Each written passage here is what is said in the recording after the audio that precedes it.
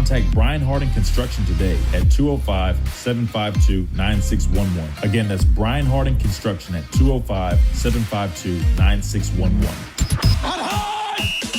It's time. You know what time it is? Game for Tuscaloosa's longest running sports show.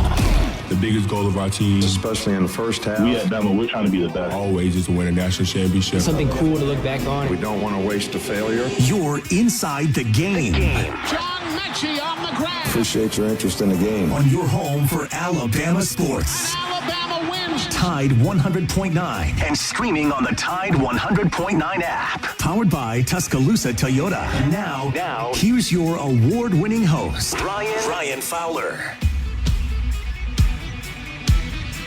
Every day, every Friday for a home game, we take a minute to welcome in our visitors. Today, we don't welcome our visitors. We don't want them to have a good time. We hope it's a miserable weekend. We hope that we're a part of that weekend, and we hope that we give you the fourth losing season in a row. It is the Iron Bowl in Tuscaloosa. We take just a minute to welcome in all those Alabama fans, many of those maybe celebrating Thanksgiving. We're going to be having a lot of fun. We're going to be doing our SEC Parlay Pick Contest presented by Brian Harding Construction, ASME certification, I-beam installation, fabrication. If you're building from the ground up, let's build something together. It's Brian Harding Construction. Hopefully Alabama can build something tomorrow afternoon at 2:30. We're going to be watching this big game, right? Exciting to see the Iron Bowl in Tuscaloosa. Always a lot of fun for this annual game. We're going to talk to Brent Beard coming up in just a couple of minutes. We'll have Rodney Orr a little bit later.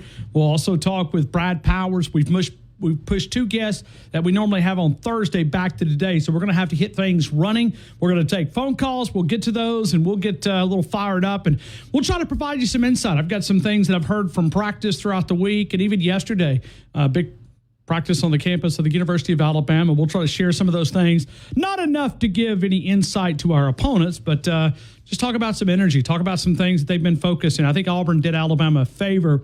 A little smack talking earlier this week. Not something that I think it was more of a plan type of thing, but we'll dive into it. We're always powered by Tuscaloosa Toyota, TuscaloosaToyota.com, 3325 Skyline Boulevard, and online at TuscaloosaToyota.com. Let's go to Brent Beard. Simon, if you don't mind, push Brent Beard up. There we go. All right, let's go to Brent Beard. Brent Beard, he's Jacksonville, Florida, First Coast News, Jacksonville, Florida, ABC, NBC affiliate there. He's also on the television, radio side of things. Hey, Brent Beard, I hope you're doing well. Welcome into the game in Tuscaloosa.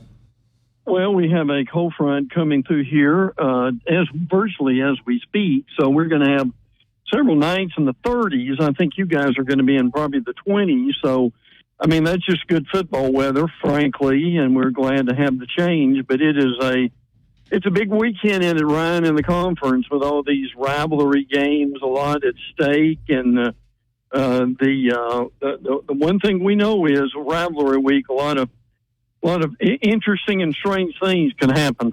I want to go back, and I know Alabama fans are tired of it. We're cut one day short. We spent a lot of time talking about Oklahoma. Brent Beard, from your analysis, from your standpoint, as you analyze this game, what was your analysis of Alabama's 24-3 loss in Norman? Well, it was one of Alabama's worst games in a couple of decades. They just, frankly, were not ready to play. And they'd read all the press clippings about how awful Oklahoma was. And how they were not doing very well, and just thought they were, and they could walk on the field and win the game. They were arrogant. They were just frankly unprepared. I mean, you've heard all the adjectives this week. I have no doubt about that. And in this league, when you do that, you're going to lose. And I'm curious. As we have down here, the thought process now is, we may need to rethink Commissioner Sankey adding a ninth SEC game because we're all doing well to survive 8 right now. Yeah, I think when you look at it, I don't think this conference can. I mean, think about where Nick Saban was at a couple of years ago. I'm so glad he did not get his way because he was advocating for 10. He wanted 10. Oh, sure. He wanted 10. Oh, yeah. Could you imagine? And I think he was actually doing those dares. I think one of the things that he was trying to do, he knew he was the only one that could handle it. That's right. Well, and I think you heard the phrase, you shoot for the moon to make the mountains. And I think he was looking at 10 in order to get 9. But I mean, no, good night. I mean, at this point, I'm just being facetious here, but you'll get it. I mean, imagine Alabama playing Auburn tomorrow, and then and I know it's not with the exact calendar, but then having to play say Florida, or maybe yet playing Florida instead of playing Mercer a few weeks ago. In this conference, Ryan, there's only so many SEC games you can play. Brent, let's look at the Auburn Tigers. If I told you that Auburn had a higher ranked offense without looking, would you believe me? Yeah, and which is hard to believe in a lot of ways, particularly the way they have been so schizophrenic about running Jarquez Hunter, who is the best athlete maybe on the whole team.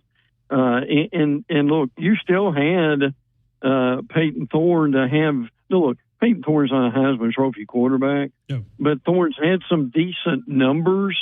I mean, even in the loss to they had Oklahoma, ironically enough, I mean, he had a pretty good game in that time. So yes, I get and understand what you're saying. Yeah, I mean, statistically speaking, Alabama's in the 40s and Auburn's in the 20s. It's like the upper 20s. So correct. Now, if you want to divide that into the month of November, Alabama drops all the way to 60s when you look at offensive production in the month of November.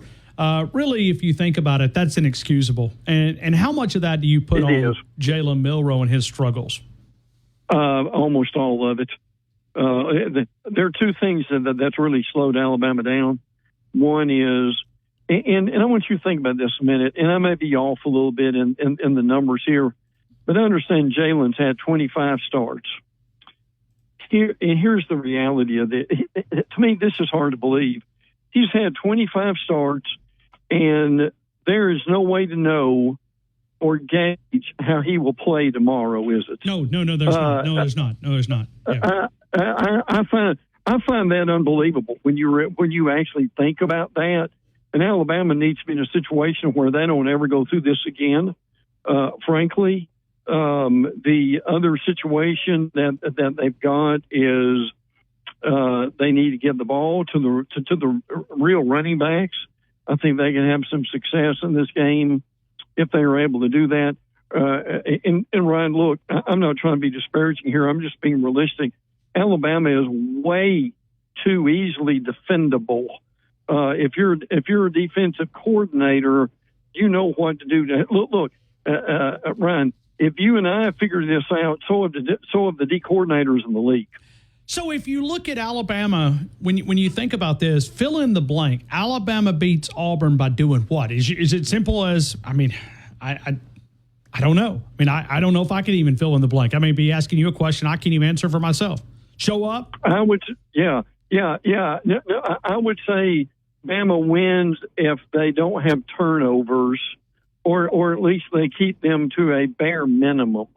What they can't do is what Milroe did last week. Turnovers, but yeah, it gives it extra protection. There's truth behind that. Man, wow. When you do get to spend a little bit of time and you think about those turnovers, I mean, this offense is already handcuffed. You handcuff it even more when you give the team the other side of those things. Look, I have had the thought over the last few weeks that the best thing they could have done in the Tennessee game, in the Oklahoma game last week, was to have, and I don't mean bench him, I mean to pull Milroe for a couple of series, let the game slow down, and put in Ty Simpson and see what he could do. I mean, look, Ty couldn't have done any worse.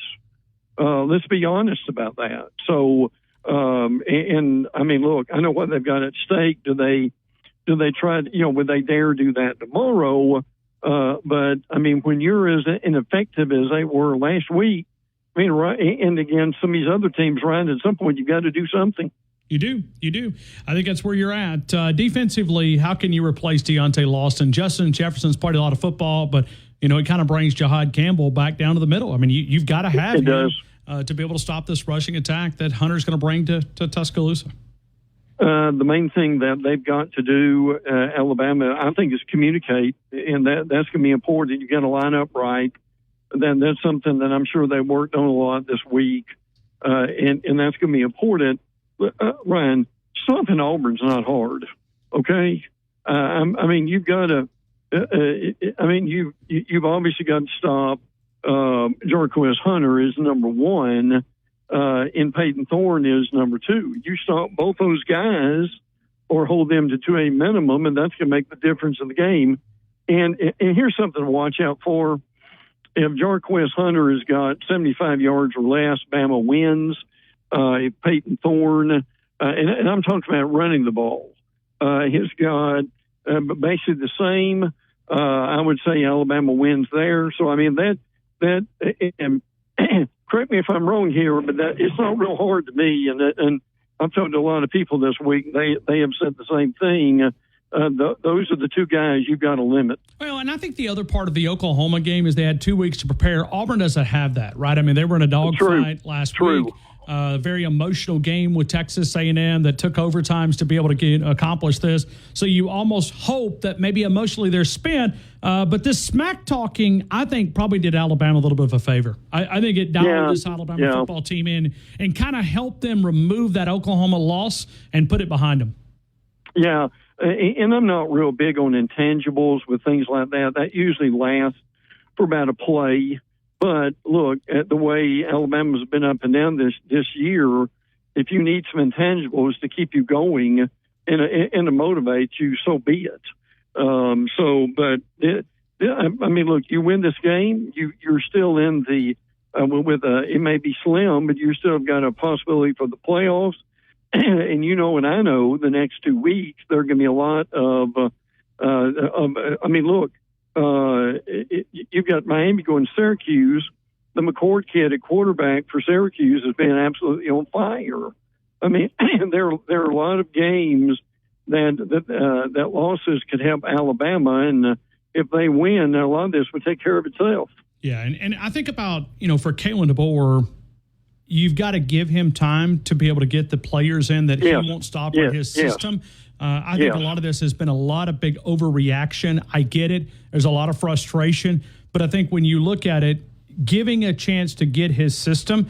But if you win this tomorrow, you get some of that wiggle room throughout the offseason. If you lose this tomorrow, every move he whether he goes to McDonald's or Hardee's or Burger King, everything's going to be judged. I mean, you're going to put everything under a microscope, and that's just the way it is. I mean, you cannot let an Auburn team that's 5-6 come to Tuscaloosa and beat you. No, you absolutely can't. And you can't let Peyton Thorne beat you at quarterback. That just can't happen. But to your point, I still think that Kalen DeBoer is the right hire. I don't have any doubt about that. Too, me too, 100%. I mean, and I'm not saying that you weren't saying that either, but my thing is this guy's won everywhere he's been, and again, he simply does not have his players. And next year will be a lot closer to do that. But you and I both know here's the problem with losing to your rival is, there's no way he's going to be fired. The people at the University of Alabama, they have better sense than that. Oh, yeah. But here's what happens, O'Ryan. When you lose to your rivals on a consistent basis, and we saw that in the past, like a Mike Shula or someone like that. I think what happens is you're not fired immediately, but on the other end, don't you lose a year or two, maybe that if you had beaten your rivals, you would have gotten that year or two on the other end. I think that's where the importance lies. So, yeah, when you look at this game, yeah, you're able to beat these guys. You're able to go into recruiting next Wednesday, which is even hard to say that National Signing Day is next Wednesday. You get a really good class. He's recruited well. And then you begin to kind of build this thing the way that you want it. But the other dilemma is, and this is the number one question. I've been on a lot of radio shows this week, and the number one question that I'm asked is very simple. Very simple. How do you get Jalen Milroe out of Tuscaloosa? Well, and I know that sounds abrasive. Yeah. He can't come back another year. You gotta try to find a way to encourage him to go to that NFL draft. And if he doesn't want to go to the NFL draft, then you have to hit that portal. And I know that's abrasive. You can't run Kalen DeBoer's offense with Jalen Milroe. That's just the truth. No. I agree with that 100%. And frankly, the way you do that, if you're a listener to your show, is you hope that Jalen Milroe in the next two games has runs for 175 yards and throws for 250. Because if that happens, the NFL will fall in love with him. Absolutely. Well, think about it in the meetings. Think about the measurables. Think about the 40-yard dash. I mean, he's one of the fastest guys on the team. Sure. I mean, those things, those measurables, the NFL will fall in love with you. They will. And I'll give you a great example of this. Anthony Richardson, who we covered at the University of Florida, is the same way. Now, Anthony Richardson, now he can throw the ball 80 yards, but Anthony Richardson can't throw the ball on an 8-yard out on 3rd and 7. So that, and you've got a similar situation here. But see, the reality of this is, and Ryan, look, the Milroe decision is going to have to happen quick, but because Alabama has got, people may not realize this, but Alabama has actually got one of the better quarterback rooms in the league. You do. The problem is these other guys have just not been able to play and get any time. Look, I fully think that Simpson and Lunkin are a couple of guys who probably could start for some other teams. So no, and would you agree with that? The sooner that decision can be made, the better. Yeah, and I think that is one of those things. I want to go from a historical perspective. You're a guy that is a historian of college football. You love it as much as we do. Is there one Auburn game that stands above the rest? Oh, wow. One of the ones that I remember so well that really got this started was when Coach Bryant first had the wishbone in 1971, and you had Johnny Musso at running back going against Pat Sullivan, and they were, and if I remember that right, I know they were both in the top 20, if not the top 10. Bama won 31-7, and I'm not sure it was even that close. So, and look, that really kind of got things started. As far as where the teams were, and I think the reverse of that would be that 89 game in Jordan-Hare that Bama was undefeated with Bill Curry, and they go in that game and they simply could not block Auburn. I mean, they had they had all the skill position people, had the best quarterback in the SEC, and again, and it'll be like tomorrow too. If they can block Auburn and tackle Auburn, that they will win the game. They were not able to do that in 1989. Hey Brent, when it's all said and done, who wins this game? I still think Bama's the better team, with the game being at home. I'll give a 28-17. Win for Alabama, but at this point, I don't think anything will surprise us. But I do think they will play much better. And frankly, I I think Milroe will play better because he frankly has something to prove. Yeah, you know what? I think he's going to respond. I think the criticism he's got, he had the Lank mentality. Well, there's never been a bunch of naysayers, and even in your own group, right? I mean, Alabama fans are doubting. So prove us wrong. Prove us wrong. I'd love for him to go out with a big time game. 275 yards pass, another 100 on the ground, and think about that. I mean, we talk about the negative side. What if Kalen DeBoer is able to turn up the heat? Let's say that you beat these guys by a comfortable margin because you played well at home. If you're able to do that, then you look at the Auburn Tigers and you say, even when our darkest day in the last 17, 18, 19, 20 years, you still couldn't take us down. Are you really confident in Hugh Freeze? So that's another element of this that maybe we don't spend enough time with. Well, and they very easily could have lost A&M last week. But besides Milroe, Ryan, I'll also put this game on the Alabama defense. I think they've got as much to prove as Milroe does tomorrow. I think they do as well. I think it'd be nice to see them play up front, be a little bit more physical in the trenches, and be able to slow down this rushing attack and make Peyton Thorne try to beat you with his arm and see if you can load the box there. Feel pretty comfortable about these defensive backs. I mean, even though that group has had a lot of injuries, that's where I go back to coaching. This is a good coaching staff because of the young players that have had to play, and you've got those guys ready. That's to me, when you look at the coaching staff, to be able to get these young players to play very important spots for this Alabama team. Hey, Brent Beard, I appreciate you. Did you go Black Friday shopping this morning? I mean, were you up at 4 a.m. at Walmart? No.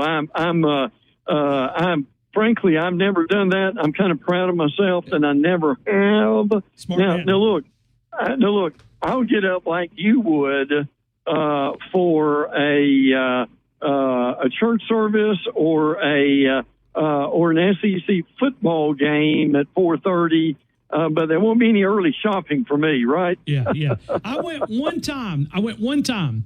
Yeah, and, that's all it takes. And this was probably 25 years ago. And I saw women fighting over Tickle Me Elmo doll back in the day. Yes. I looked at my wife and I said, if I've got to fight over a Tickle Me Elmo that our daughter needed, then she'll just never have one of these Tickle Me Elmo dolls. So that was back in the 90s. I mean, oh Lord have mercy. I mean, what a fight. No, thank you. I mean, you had women out there fighting over dollar can openers and stuff. I mean, no. Yeah. Oh yeah. I mean, yes. Yeah, it is. No thanks. And Brent, appreciate you, man. We'll talk to you next week. I appreciate you being a part of our show. Hopefully you've had a great Thanksgiving with some friends and family, and we'll talk to you next week. Thank you again for being a part of our show. Thank you, bud. Take care. Thank you. That's Brent Beard. We're going to go through the SEC Parlay Pick Contest. We'll do that coming up. Paul, get ready. We're coming to you. Coming up next, T-Town Tide 100.9, 1230 WTBC, your home of Alabama Crimson Tide Sports. I got to run down the printer. Beautiful boy to save you from your old ways. You play forgiveness, watching now. Now, this hour's West Alabama real-time news update from the. This holiday season, recharge with the Planet Fitness Black Card for just $1 down and $24.99 a month. So instead of fighting a stranger in the mall over a stuffed T-Rex, bring a friend for free and work out on the TRX. Instead of freezing in line for a lame holiday deal, relax in the Black Card spa with some hydro massage feels. Instead of being trapped at your in-laws, escape to any of our 2,600 Planet Fitness locations. Sign up today for the Planet Fitness Black Card. Just $1 down and $24.99 a month. Deal ends Friday, December 6th. See Club for details. With over 1,900 pre-lit memory wire branches that keep their shape so it's ready right out of the box. Ooh. Find the perfect tree now at the Home Depot. Tide 100.9 Tuscaloosa weather. The sky partially sunny this afternoon. The high today 48. A freeze tonight. Clear with the low at 27. For tomorrow and Sunday, mostly sunny both days. The high tomorrow 51. Sunday's high in the mid-50s at 54. I'm James Spann on the ABC 3340 Weather Center on Tide 100.9. It's 48 degrees in Tuscaloosa. We're where the legends of Alabama football hang out. McCarron, draw play. Lacey, huge hole. Touchdown. Yep. Alabama touchdown. The Game with Ryan Fowler. Your home for Alabama sports. Tide 100.9 and streaming on the Tide 100.9 app. Man in motion. Handoff. Richardson up the middle. Touchdown, Alabama. Touchdown, Alabama. Bama's offensive linemen switched. They crossed and opened the middle for Richardson on the 2-yard plunge, and Bama's back in this ball game. So we're going to play a lot of highlights from the Alabama and Auburn game, and that one's going back a little bit. We've got a ton of these, whether it's, Amari Cooper, the touchdown, whether you want to go back to 1962 with Butch Wilson's touchdown run, whether we want to go back to 2009. We've got tons of whether we're going back to 1985, the kick, or we've got Freddie Kitchens to Dennis Riddle back in 1996. We're going to have some fun to this today. Richard Todd back to Ozzie Newsome back in 75. Eddie Lacy's run in 2012. We've got a lot of these highlights. We want to share them with you. Stedman Shealy back in 1979. We've got David Palmer. Him and Roman Harper will be the honorary captains from 1991. We've got Stabler's Run of the Mud from 67. So we're going to have a little fun with this. We're going to mix these in as we go in and out of the breaks because it's a special week, right? It is the Iron Bowl week. All right, let's go through these lines. We're going to run through these lines. I want to make sure that this Alabama line has not changed a lot. It hasn't. It really has pretty much, in some ways, stayed the same. So we're going to lock that right there, and we'll keep it. Let's go through the lines. We are eliminating Mississippi State and Ole Miss. That one has been completely off the books. That is Mississippi State, Ole Miss, because it starts in about 3 minutes. So keep your eye on that. Keep your ear to this, and we're going to get you ready for this Iron Bowl with SEC Parlay picks. So we'll put that one off the books. Georgia Tech. That is later this evening. That'll be a 6:30 ABC game. Georgia Tech and Georgia. Georgia Tech 7-4. Georgia 9-2, 6-2 in the conference.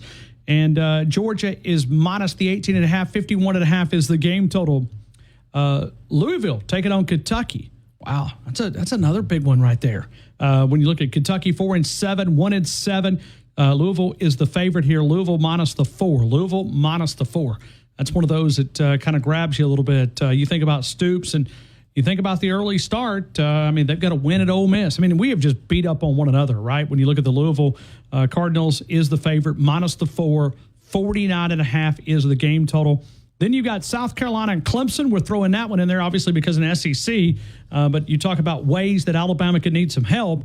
You've got Louisville there. Clemson minus the 3, 49.5 is the game total. Clemson minus the 3.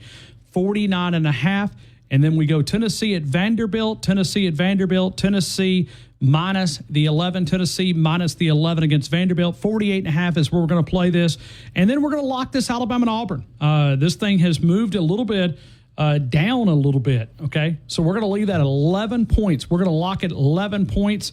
That's where we'll keep it at. So 52.5 is the total. That has really not changed throughout the week. Arkansas at the Missouri Tigers. It is Mizzou minus the 3. 53.5 is the game total there. We'll go LSU taking on Oklahoma. Oklahoma travels those guys. LSU minus the 6. 47.5 is the game total. Florida State. Florida minus the 14.5. 45.5 is the game total. And then we'll go Texas at Texas A&M. Texas minus the 5.5. 49.5 is the game total there. And then we're also going to play Syracuse at Miami. It's called I Need a Little Bit of Help. Syracuse, you could help the Crimson Tide out by beating Miami. Miami minus the 11.5. 67.5 is the game total. Purdue and Indiana. It is Indiana minus the 29. I doubt that could really happen. Then we'll play USC at Notre Dame.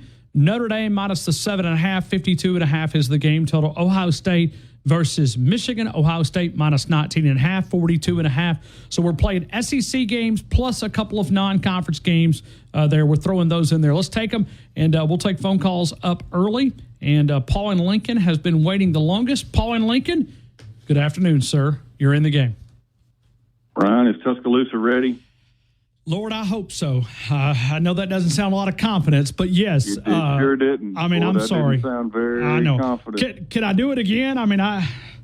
Ryan, is Tuscaloosa ready? I'm believing one more time that we're ready. One more time that we're ready. Yes, we are ready. All right, we all need to lean in and embrace the suck right now. We all need to embrace this suck that's headed towards Tuscaloosa. All right. So for those out there that are in Tuscaloosa, Thanksgiving, maybe they've never listened to you share Embrace the Suck. Explain how you spell suck, and then explain why you spell it this way. Well, you spell suck. In Tuscaloosa, you spell suck S-A-U-C-K.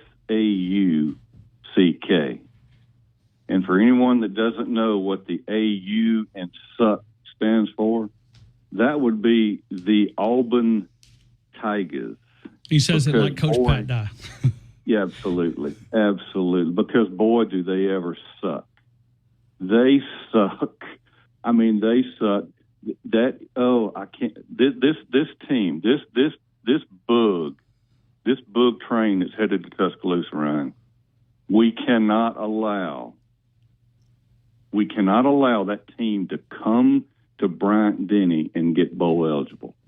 It can't happen. It can't happen. This isn't Ohio State coming to Tuscaloosa. Okay. This isn't Notre Dame coming to Tuscaloosa. This is the Auburn Tigers, the 5 and 6, I might add, Auburn Tigers. And do they suck? They suck big time. And that suck is S-A-U-C-K. Okay? Oh, I think about being able to slam the door in their face, because that's the opportunity here, right? It is. This is fear the thumb game. And we haven't even really celebrated that. Fear the thumb. We 5 haven't. in a row, because we've been crying and belly aching and all the different things. Ryan, I'm glad you mentioned that. Ryan, with all of and listen, I did my part. I was part of the belly aching and the crying. Ryan, would it not be good right now if we had some words of wisdom from our dearly departed Dawson? Dawson would be able to calm the natives down, I believe, because Dawson's score Tuesday would have been Alabama 60, the Bugs 10. That's what Dawson's score would have been, and it would have been great for Dawson to call this week and kind of settle things down. You know what I mean? Well, we needed it. We certainly miss our buddy Dawson. What about? Listen, okay. I just said Dawson. Wouldn't it be great to get a call from Democracy Dan? He called earlier this week. Yeah, he called earlier this week and kind of fired us up a little bit. Yeah, he did. Great. And Rich from Atlanta. Man, it would be great to get Rich back on the air, at least maybe today, to calm the natives down. Because Rich is an all-timer, just like Democracy Dan, as part of your show. So, but anyway, man, Ryan, this game. We don't have a choice. We don't have a choice not to. There's not a choice. Listen, if you can't get fired up for this game, as much as they've poked the bear and as many slingshots as they've slung over here at Tuscaloosa in the last couple of days, if that doesn't impact this team, then I'm not sure we deserve to wear the crimson jersey. That bunch in Lee County, they have zero respect for this football team, the Alabama football team. Zero respect. If they did, Hugh Hefner, Hunter Freeze would have said in the locker room after the A&M game last Saturday night, keep your mouth shut. Keep your mouth shut. Be respectable. Respectable and Hugh Hefner Freeze are they don't go together whatsoever. So that just tells me that bunch over there in Lee County has zero respect for the Alabama brand, certainly this football team. Kalen DeBoer is our head coach. So we need to bury them, right? Not only beat them. I would take a 1-point win right now and be happy. But we need to bury these people. We need to remind them in the hierarchy of college football exactly where they really are. We need to remind them that they're irrelevant. They are irrelevant in the grand scheme of things. And a beat down in Bryant-Denny would do that. It would remind them where in the pecking order the Bugs are when it comes to college football, because they're nothing. They're a big zero. My gosh, they're 5-6. They're looking at their 4th consecutive losing season. Okay, and even going back to the 5th season, so it's just a 6-5 team. So exactly, I mean, exactly. They've been in the dumps. That's why you can't let this team come over here and beat you, because from a momentum standpoint, they could grab it. I mean, this is one that they could grab. Paul, where do you want to go tiebreaker? I mean, you selected the tiebreaker. We went Jalen Milroe, I believe, passing yards earlier this week. I'm curious, where do you want to go today? What about Alabama total offensive yards? I like it. Because if you tell me this group has an average day, yeah, I'll call Monday, but I will be in. There's not a word I could come up with, Ryan. I would be absolutely distraught if a 5-6 Bug team comes to Tuscaloosa and gets bowl eligible. Yeah, I agree. All right. Let's go 3 picks. We're going. Give me the Florida Gators. Got it. Give me the Louisville Cardinal. Got it. And give me the Carolina Gamecocks. Okay, and then we're going Bama total offensive yards. Give me 420 yards. 420. Paul, I appreciate you. I hope you have a great rest of your day, man. Thank you.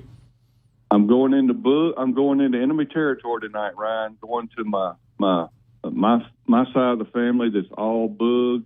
Pray for me. Whoa. Yes. You've never explained this. Oh, yes, I have. I got 2 brothers that are diehard Bug fans. No. Yes. One of them, him and his wife, are graduates of the loveliest village on the plain. Are they poultry science majors? Is that what it was? No. They're I have to admit they're quite successful, and they've certainly earned it. That's for sure. And then my younger brother is a big Auburn fan. So I'm going into enemy territory. This is our Thanksgiving. Bless your meal heart tonight. And you are coming to Tuscaloosa tomorrow, right? You are? I am. Okay. I will be there. Me and my lovely wife Becky will be there. And, well, we need you. So, we need you. All right. We're going to be down there, brother. Thanks, Paul. Best of luck to you. We'll pray for you tonight. Hopefully they can repent. Thanks, man. Thank you. Roll Tide and roll MAGA. Thank you. Paul in Lincoln. He hates Auburn as much as anybody. We'll come back. We'll take more phone calls. T-Town Tide 100.9, 1230. WTBC, your home of Alabama Crimson Tide Sports. Holidays on the Plaza has you covered. To learn more about private party packages, check out holidaysontheplaza.com. That's holidaysontheplaza.com. Need to know what's going on with the Crimson Tide? Then subscribe to our YouTube channel for exclusive content on your home for Alabama sports. Tide 100.9 and streaming on the Tide 100.9 app.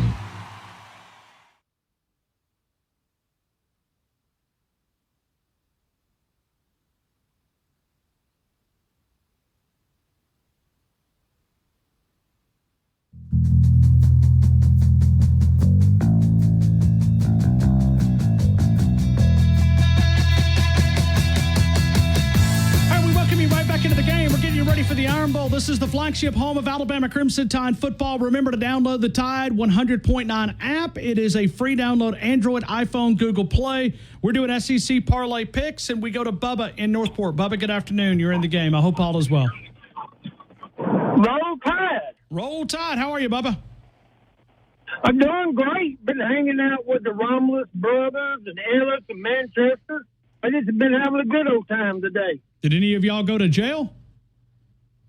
No. No, we didn't go to jail. That sounds like a really rough bunch right there. Oh, yeah. Yeah. It was a pretty rough bunch. Yeah, I mean, you hanging out Good with guys, Ellis and Tommy and Wyman. I mean, Wyman, that's a rough bunch right there, man. That's right. That's right. I told that didn't go Black. I started to go Black Friday shopping, but I changed my mind. So I didn't see anything that just jumped off to the paper at me. I looked through a bunch of different ads and. Well, whatever is that? What I'm gonna sell today will be there next week or the week before. I've been getting. I've ordered 2 things from Amazon already because it's just cheaper. So anyway, I'm ready for this football game, and I was trying to think one of my favorite Iron Bowls. It has to be 315 when Bear Bryant. I was there. I was a little fella, but I was there. And I wasn't that. I was 17 years old, but that's my favorite. And I was there for the kick. Well, Van Tippin kick. I was at that one. So I've been to some good ones. Sure. Been to some good ones. Yeah. Well, and it's another opportunity. They played this game on Thanksgiving. I think it was the one that Pat Dye resigned was played on Thanksgiving Day. I remember that. I was at that game. But yeah, there's been some good ones. And I'm kind of like, if Milroe is on tomorrow, it'll be hard to beat us. And if he's on, I've been a Milroe guy since he's been here, and I just hope we need to win this game whether we have to beat him or not. That's the way I see it.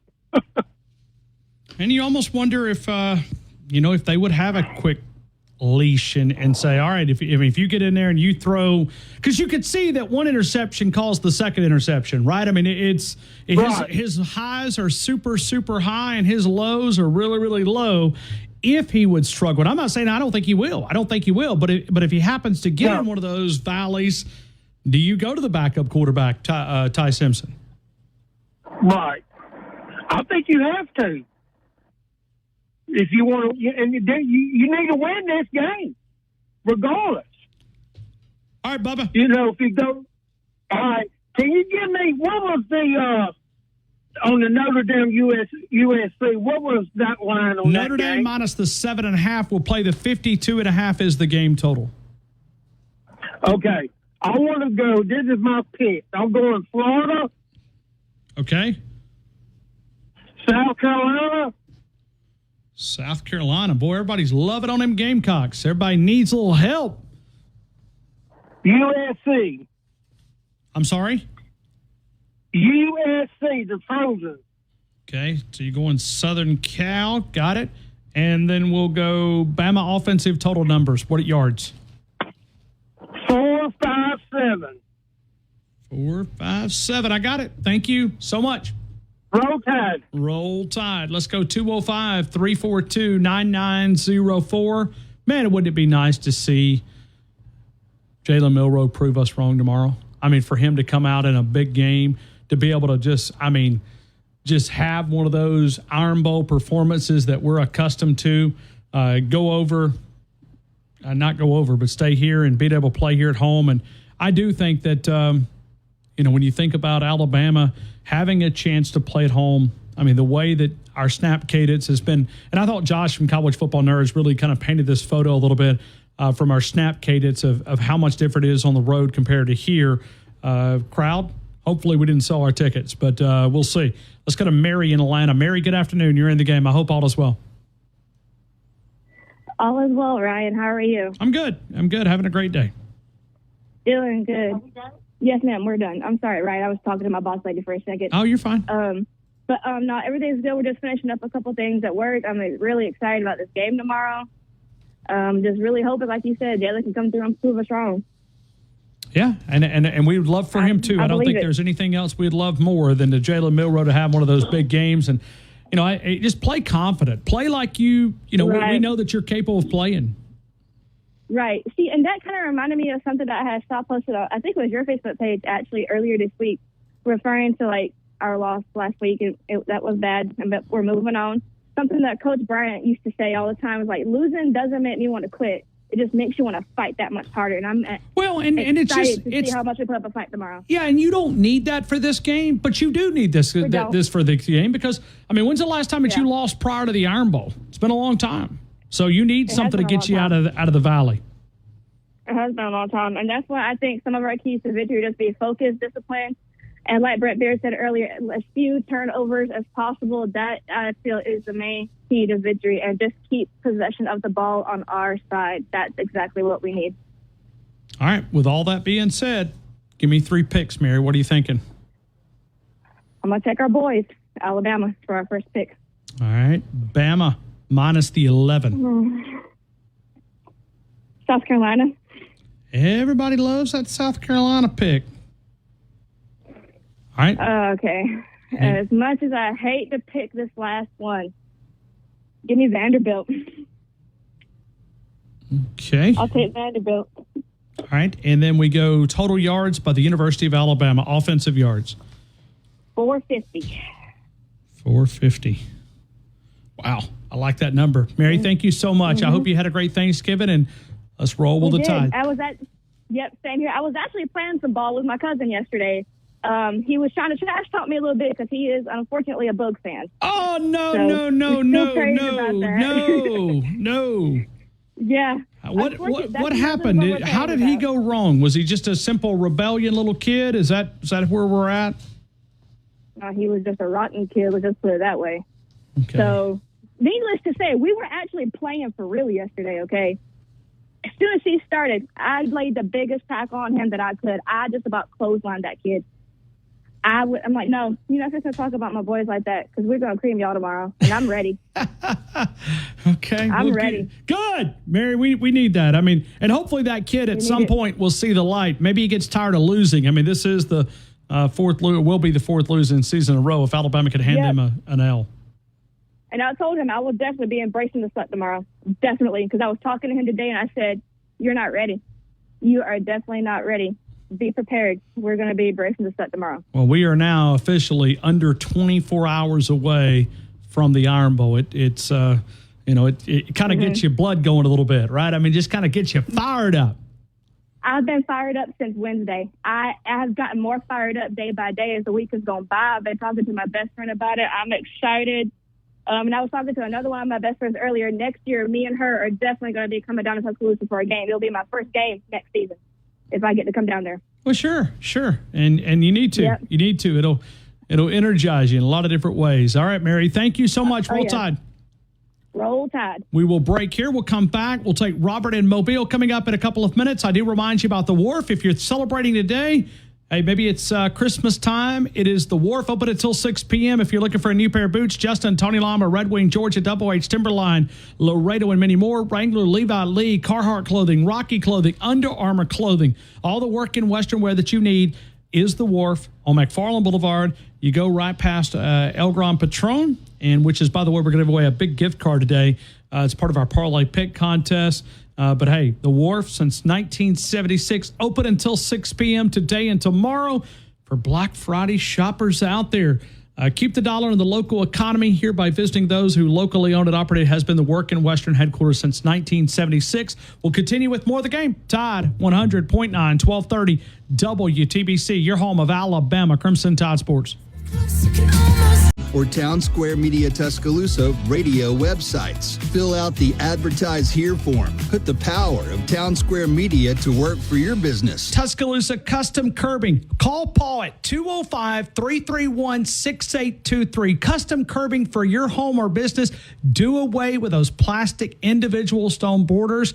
Go for that more permanent decorative concrete border. No more grass growing between those individual stones. Cleaner to etch to maintain. It is they're willing to travel, not just here in Tuscaloosa, but also in our neighboring states as well over in Mississippi. Many colors and choices. They'll customize for that individual taste and house. Give them a call at 205-331-6823. You could also go to their Facebook account. Find their page. You can see exactly what the videos. They came out, did a free quote. Paul gave me an evaluation. Give them a call, 205-331-6. Weekend. Fridays at the Free. Every Friday during football season with Tide 100.9 and Innisfree Irish Pub. Located at 1925 University Boulevard, downtown. The Pharmacy at Midtown, 205-752-0627, 1800 McFarland Boulevard, Suite 334 at the back of Midtown. Playground, chicken salad chick. You got the gym as well, close to the elevators, close to the stairs. If you love customer service, you're going to love the Pharmacy at Midtown. Independent-owned pharmacy specializing in walk-in prescription. For the magic of the season, and there's free shipping when you spend $35. Save more on gifts with Black Friday deals. Happier holidays from Target. Restrictions apply. DanielMooreArt.com. Celebrate Coach Saban with the 2025 calendars and the gift packages there, including reflecting on the Gravedigger play with Jalen Milroe connecting and beating Auburn for that final time. You can check it out at DanielMooreArt.com. DanielMooreArt.com. Use the game, no space, with a special discount. You can also tell about that you heard about it here on The Game with Ryan Fowler. Deuces Wild. Jalen Milroe connected with Ryan Williams, Xavier Brown, sealing that Georgia victory. You can find the great Prince for that special Alabama fan in your life. It's DanielMooreArt.com. DanielMooreArt.com. The legacy continues. The calendars, the mini prints, the large prints, and Alabama hopefully working on new canvases at DanielMooreArt.com. Adams Heating and Cooling. Local heating and air conditioning people that you can trust. Serving Tuscaloosa, Birmingham, the surrounding area since 1982.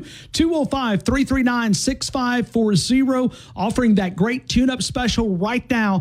Adams Heating and Cooling, 205-339-6540. Are you ready for cold? Within 30 miles. And if they don't have what you need, they'll get it. Cypress Supply, 2036 62nd Avenue, Tuscaloosa. Cypress-supply.com. DanielMooreArt.com. Celebrate Coach Saban with the 2025 calendars and the gift packages there, including reflecting on the Gravedigger play with Jalen Milroe connecting and beating Auburn for that final time. You can check it out at DanielMooreArt.com. DanielMooreArt.com. Use the game, no space, with a special discount. You can also tell about that you heard about it here on The Game with Ryan Fowler. Deuces Wild. Jalen Milroe connected with Ryan Williams, Xavier Brown, sealing that Georgia victory. You can find the great Prince for that special Alabama fan in your life. It's DanielMooreArt.com. Daniel Moore. Years. Focus 50 Plus is holding a donation drive for items to help seniors enjoy the holiday season. Log on to focus50plus.org. New Life Art is pleased to announce Daniel A. Moore's newest creation, The Legend, a tribute to Nick Saban, the greatest college football coach of all time. Celebrate his legendary 17 seasons and 6 national championships at the capstone with your own limited edition fine art commemorative print or canvas. Also now available, the 2025 Crimson and White Fine Art Calendars featuring the legend and Coach Saban. Order now at DanielMooreArt.com. Tide 100.9 Tuscaloosa weather. The sky partially sunny this afternoon. The high today 48. A freeze tonight. Clear with the low at 27. For tomorrow and Sunday, mostly sunny both days. The high tomorrow 51. Sunday's high in the mid-50s at 54. I'm James Spann on the ABC 3340 Weather Center on Tide 100.9. It's 48 degrees in Tuscaloosa. WTBC Tuscaloosa and W265CG Tuscaloosa, a Town Square media station. Tide 100.9 and streaming on the Tide 100.9 app. Reduced because of the playoff.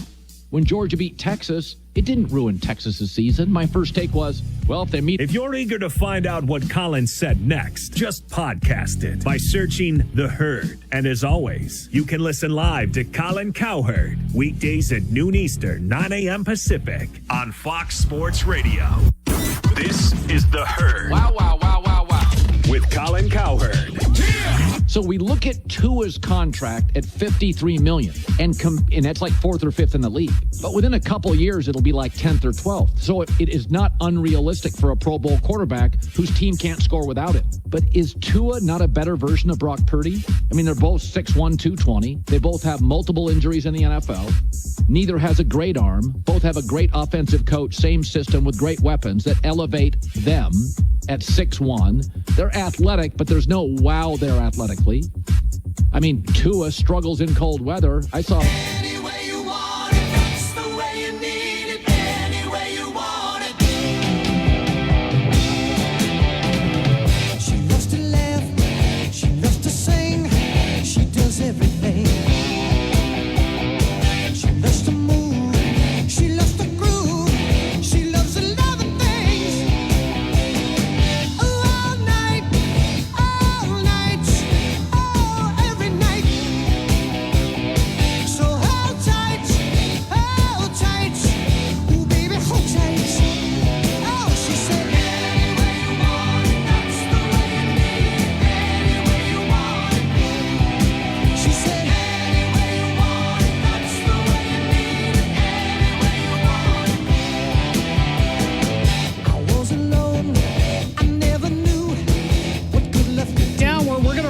These different SEC parlay pick contests. Let's go Georgia Tech and Georgia. That game's later this evening. It is a 6:30 Central time zone, 7:30 over the Eastern time zone.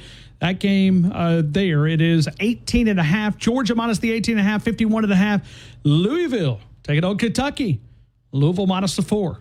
49.5 is the game total. Then we go to South Carolina and Clemson. Clemson minus the 3. 49.5 is the game total. That is tomorrow. It's 11 o'clock in the Central time zone. That's on ESPN. You got Tennessee and Vanderbilt. Tennessee minus the 11, 48.5. Auburn at Alabama. It is Bama minus the 11. Can I just say Cal College from here on out? I don't even like to say that word, Auburn. Auburn at Alabama. Alabama leads the all-time series. That 50, other school. Yeah, that other school. 50, 37-1. 50, 37-1.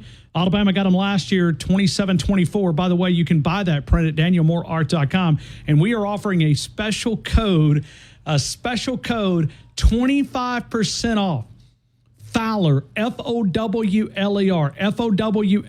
danielmooreart.com. Bama minus the 11, 52.5 is the game total. Isaiah Bond connecting with Jalen Milroe and giving Nick Saban that final victory over the Auburn Tigers. That was good. Bama minus the 11, 52.5 is the game total. Arkansas going to the Missouri Tigers. They will go there as an underdog. Mizzou minus the 3, 53.5 is the game total. And then we got Oklahoma going to LSU. And where in the world did I do that? All right, LSU minus the 6. Florida State. I'm sorry, 47.5 is that game total on the LSU game. Florida State. Florida minus 14.5. 45.5 is the game total. That game is in Tallahassee. 6-5 against 2-9. Florida State. Did you guys opt out for this year too? Is that what happened? Is that what Florida State did? They opt out for this year? They opted out for the bowl game, and I guess they just decided to opt out 2-9. I mean, did they opt out on that one too? Did they just sit down? Is that?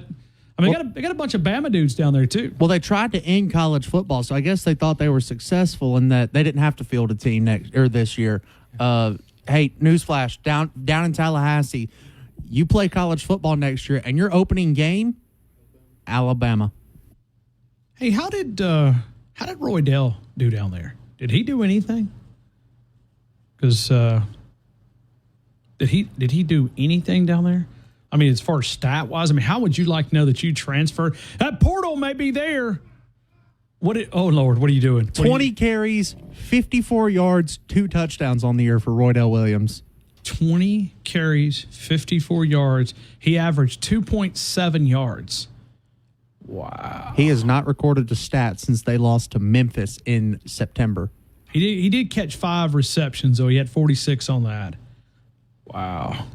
That's not good. It's not good. That's not good.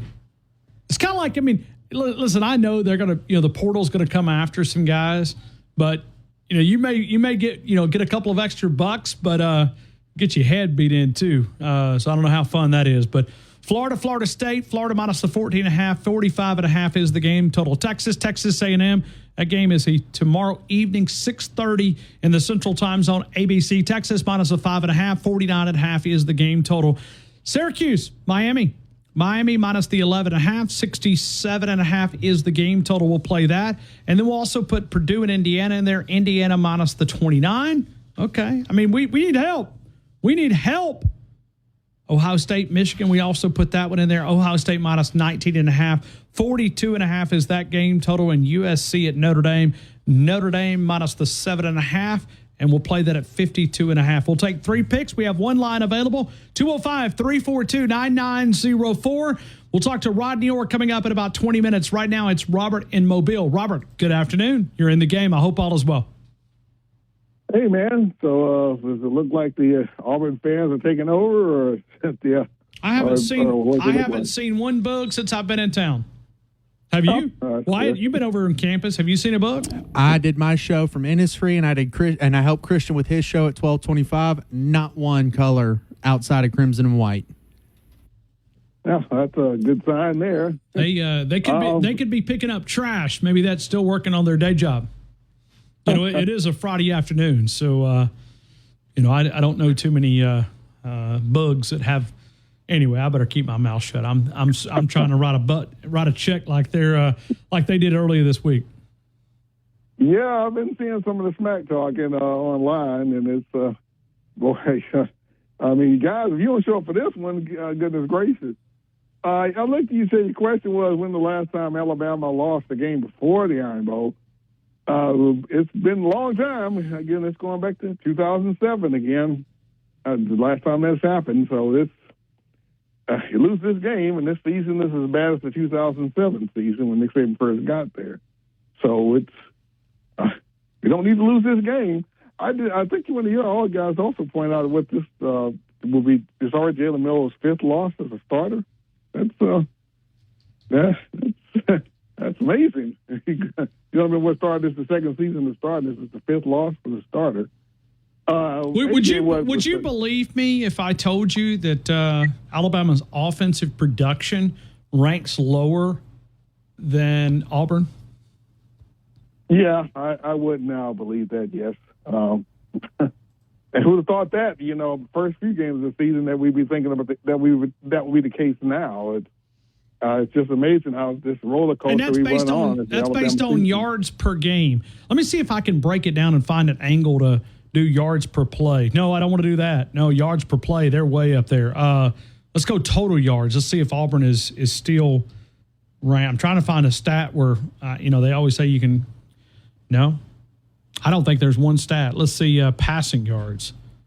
See if Auburn is better than Alabama.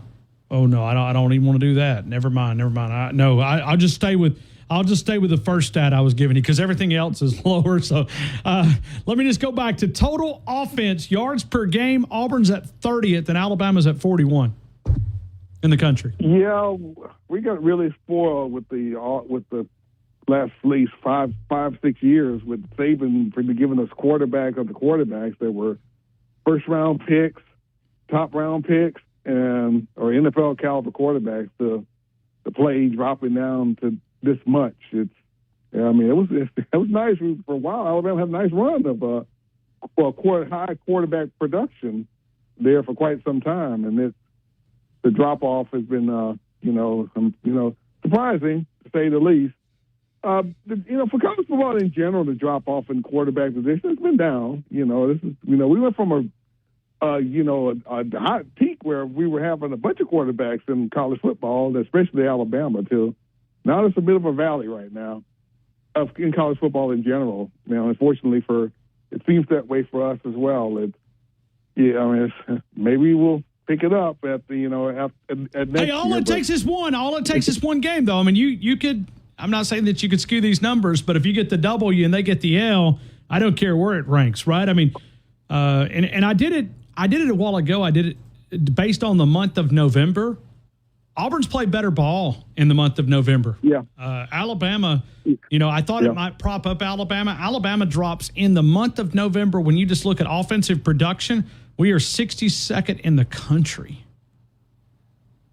Yeah, that embarrassment last weekend, again, that was the lowest of the low points for us. I mean, that was the worst we've done all season. It was just remarkable to see that kind of play. And when everything was in front of us, too, it was you were in complete control of your destiny.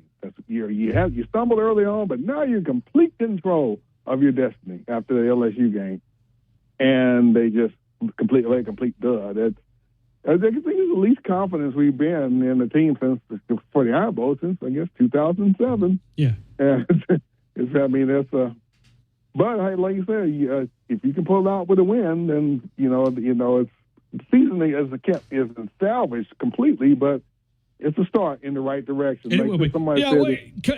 Imagine losing this game and what the offseason is going to be like. It's a long, long offseason.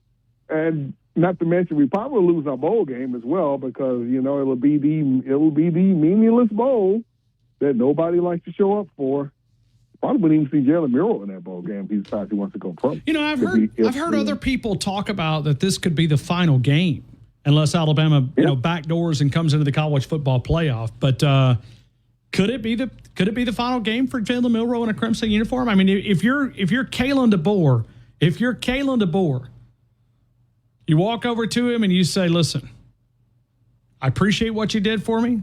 I appreciate you holding this locker room together. I'm forever grateful. But if you come back, we're having a quarterback competition. You're welcome to come back. I can't force you to go in that portal, but I must tell you, it may not be your job." Well, I think that locker room will be open to that as well. I think we ran into a bit of that this season at the locker room with bias to one side. It happens. That's politics. There's politics in everything, and there was politics in that. That is how it is. But I think the locker room will be far more open next season to looking at giving everybody a real solid chance next year, regardless of what happens, whether he goes pro or not. I think the locker room will be far more open to that next season.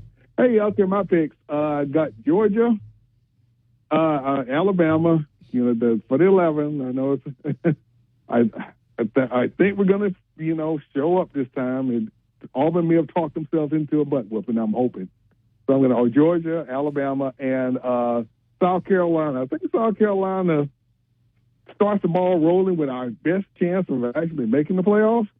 Because I think our best chance is Clemson losing twice. So they losing their last two games. So. And I think South Carolina gets the ball rolling for us. I'm going to go Georgia, Alabama, and South Carolina. Okay, South Carolina. And then we'll go Bama total offense. Where you want to go?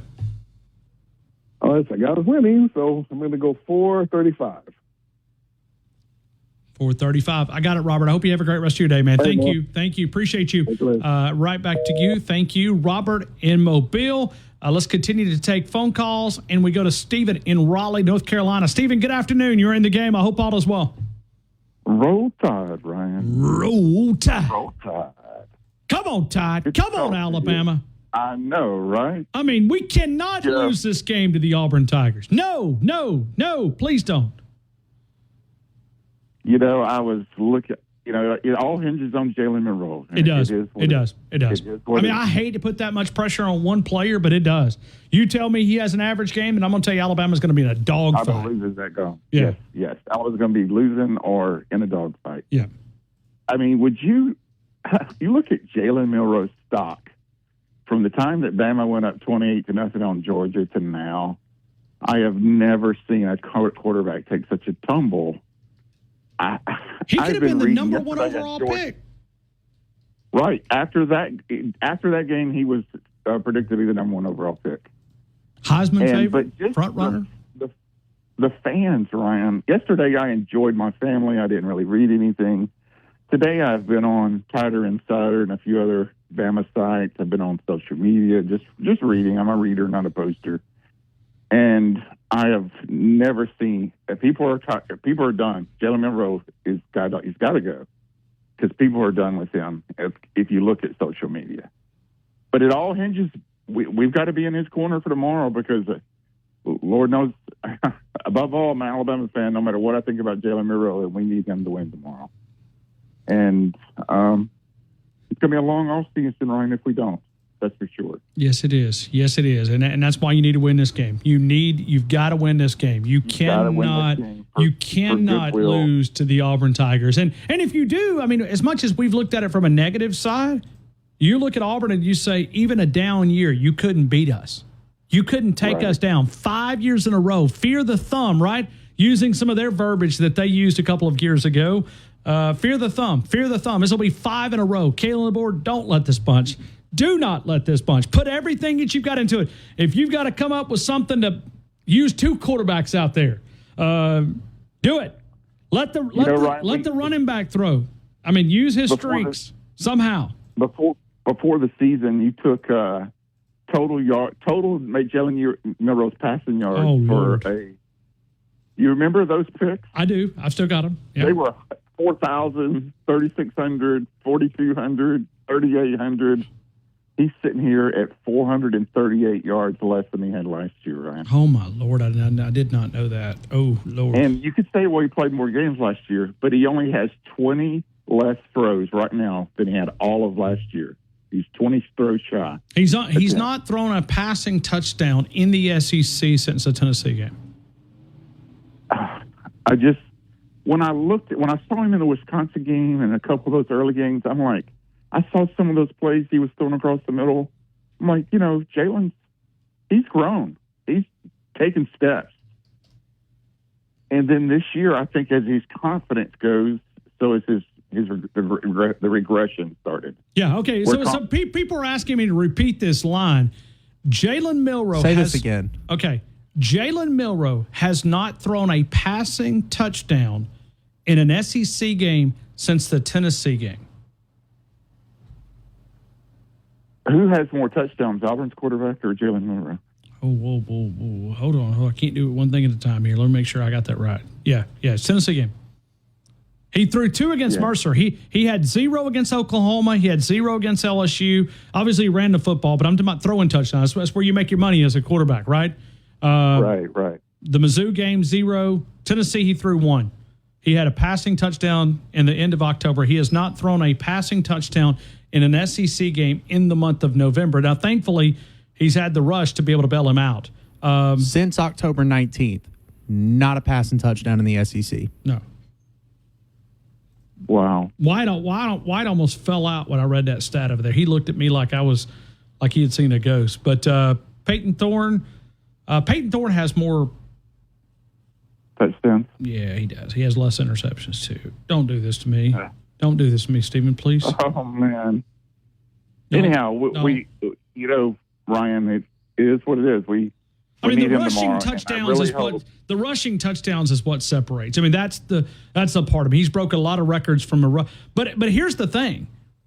This is what we talk, and I'm not saying a hot quarterback, but a much better quarterback to start the season. When you look at Peyton Thorne, he threw 2 against Texas A&M, 2 touchdowns. He had 5 touchdowns against ULM. But I mean, Jalen Milroe had 2. Vanderbilt, he had 1. Kentucky had 1. Mizzou, he had 1. And okay, I mean, so he's had a pretty solid month of November. That's why that offensive production. If you look at Auburn in the month of November, offensive ranking, they're in the 20s. Alabama's in the 60s total offensive production. I heard you say that, Ryan. Yeah. Well, we need him tomorrow. My first Iron Bowl. I was thinking about Iron Bowl. My first Iron Bowl was the kick. The kick from Van Tiffin. I was 16 years old. Yeah, we've got that on clip. We're going to play some of that and highlight that. One of my favorites because I was there. It was my first. All right. I was also at the first win in Auburn. Oh, victory on the Plains, #1. Was that 99? 99, 2000, somewhere through there. Yeah, 99. It was 99. It was Sean Alexander, Chris Samuels. We went down. Sean Alexander went off that day. He did. And then 2001, we beat them down there. We were a big underdog down there. And that was Andrew Zal, Jason McCadley falling down, beat them. Salim Rashid broke Carnell's, I believe that was, I'm pretty sure it was Cadillac's tell you what, collarbone, like the first or second play of the game. One I don't regret missing was I gave my tickets to somebody at church, and it was I don't know if it's called it was 9-0 Auburn, and it was the Ice Bowl. I think it was it 9-0 or was it not? Was it 9-0? Was that the game? 9-0. Yeah, it was Rudy Johnson. Yes, Rudy Johnson was their running back. That was, I believe, he was a junior college transfer, and we had nothing here. That was ice. That was one of my first Iron Bowls here. It was inside Bryant East Haven. No, it did. It did. I had ice on the brim of my hat dripping down. Yes. I gave my tickets. I had season tickets at that point in my life, and I gave my tickets to somebody at church, and I don't regret it. So.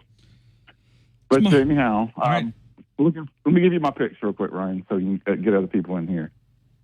I'm going to go Florida. Okay. The Alabama under. Bama under. And Georgia Tech. Okay. Florida, Bama under, Georgia Tech. Total yards by the University of Alabama's offense. Let's go 385. 385. Thank you, yes, Stephen. Hope Roll you have Tide. Right back to you. Let's continue.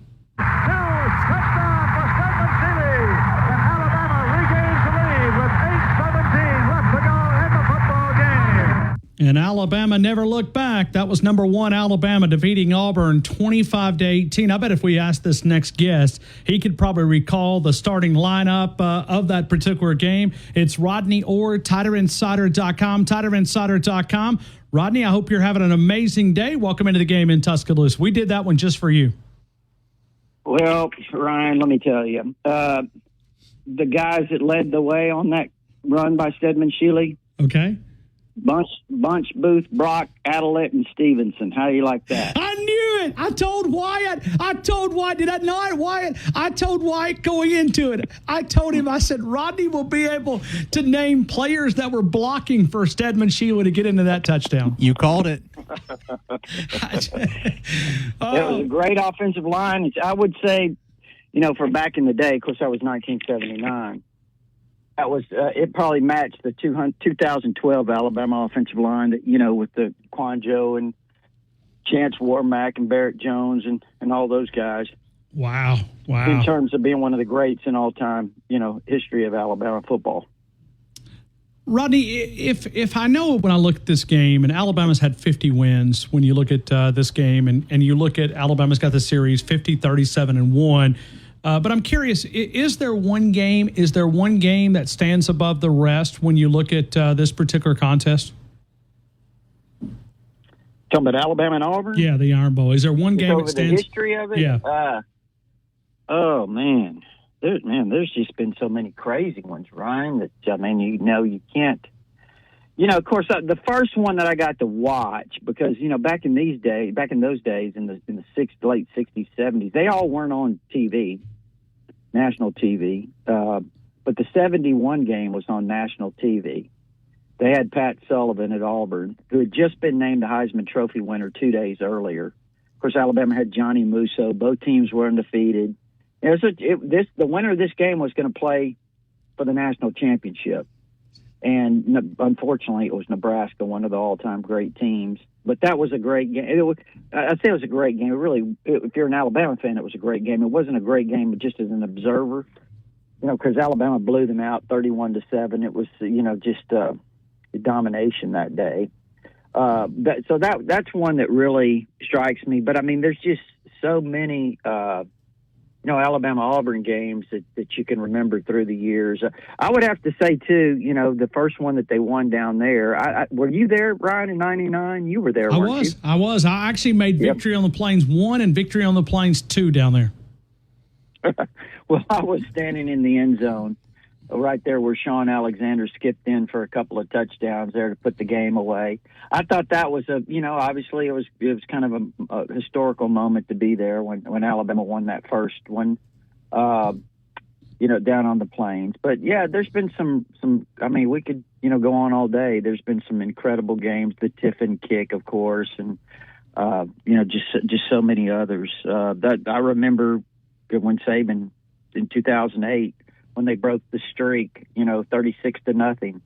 And, you may remember this, Ryan. Near the end of the game, it was 29-0, and Saban puts McElroy in the game to replace John Parker Wilson, and he throws a touchdown pass to Marquise Mays to kind of rub a little salt in the wound. But yeah, there's a lot of memories, throughout the years. Yeah, Nick Saban was able to get them 12 times and only 5 losses. And when you look at playing here, it seems to be as of late, the games have been a little lopsided here in T-Town. Mm-hmm. Yeah, it's been like you said, it's been obviously more competitive. The crazy thing about it, when I say more competitive at Auburn, but sure. The crazy thing is how Auburn had won so many games there. And again, I understand this one's here, and you probably want to focus more on that. But the games that have been there where Alabama lost some real heartbreakers, the Curtis Brown game when he caught the ball in the back of the end zone, he was ruled out. You just wonder replay if they would have overturned that in 95.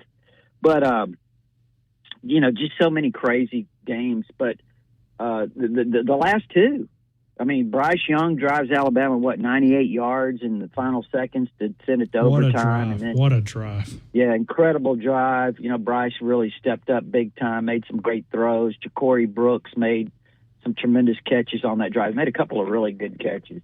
And then, this last one, of course, and just the miracle, it was 4th and 31, as everyone remembers. And, you're not really expecting anything. I mean, it's almost an impossible play.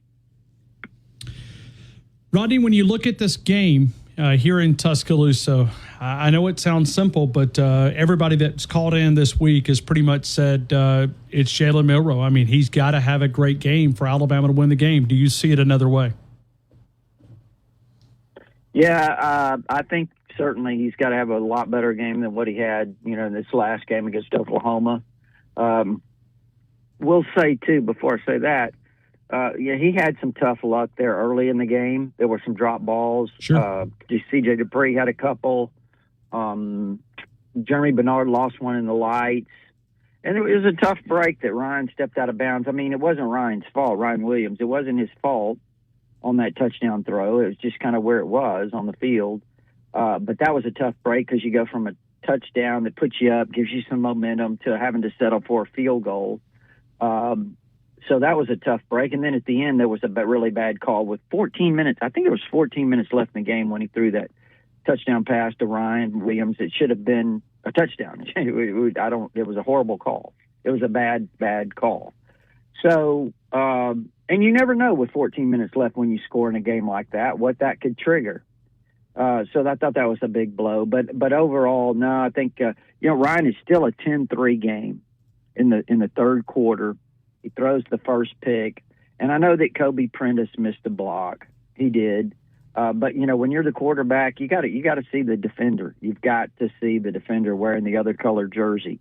So that was, that's a big part on Milroe there. And then the second one, it just looked like he just was determined to throw it and didn't even really see a defender there. And it got picked. And I think what made it worse, because your callers are probably very similar to my posters on Tider Insider, and probably a lot of your callers are my posters. But Ryan, I think that the way he tried to track the defender down and didn't tackle him or push him out of bounds, he tried to trip him. And I think that really kind of aggravated people even more. Yeah. So, but I heard he's been really down this week. The people I've talked to that kind of know him pretty well, and said he's been as down as they've ever seen him. And people say, oh, well, that's not good. No, I think it might be really good, because I think it might spur him on to have a really big performance tomorrow. Well, I really do. I mean, Rodney, think about when we don't do well on exams, or we don't do something. I mean, we put in preparation. That's all he can do. I mean, he can't counter the criticism. I hope that's motivated him to maybe get out of this a little bit of a rut. Being a competitor, and he is. Sure. He's probably embarrassed of some of his performance, if he told you the truth. And I think that it motivates you. I'm sure that he wants to come out and play extremely well tomorrow and all of that. And, certainly I think that could, go a long way in kind of helping the wounds that people have from that memory of one of the more embarrassing losses in Alabama history, I think. Not because, look, Oklahoma's a storied program, and they're not very good this year, but it's not that. It's just how poorly Alabama played, across the board. One of the more poorly prepared teams. And I don't know that they were poorly prepared as much as it was that they performed poorly because of whatever reasons. But they sure looked like they weren't into it from the very start. How do they replace Deontay Lawson? We know how, but just a reliable linebacker when a big challenge when you look at this offense is going to come at Tuscaloosa from the Tigers.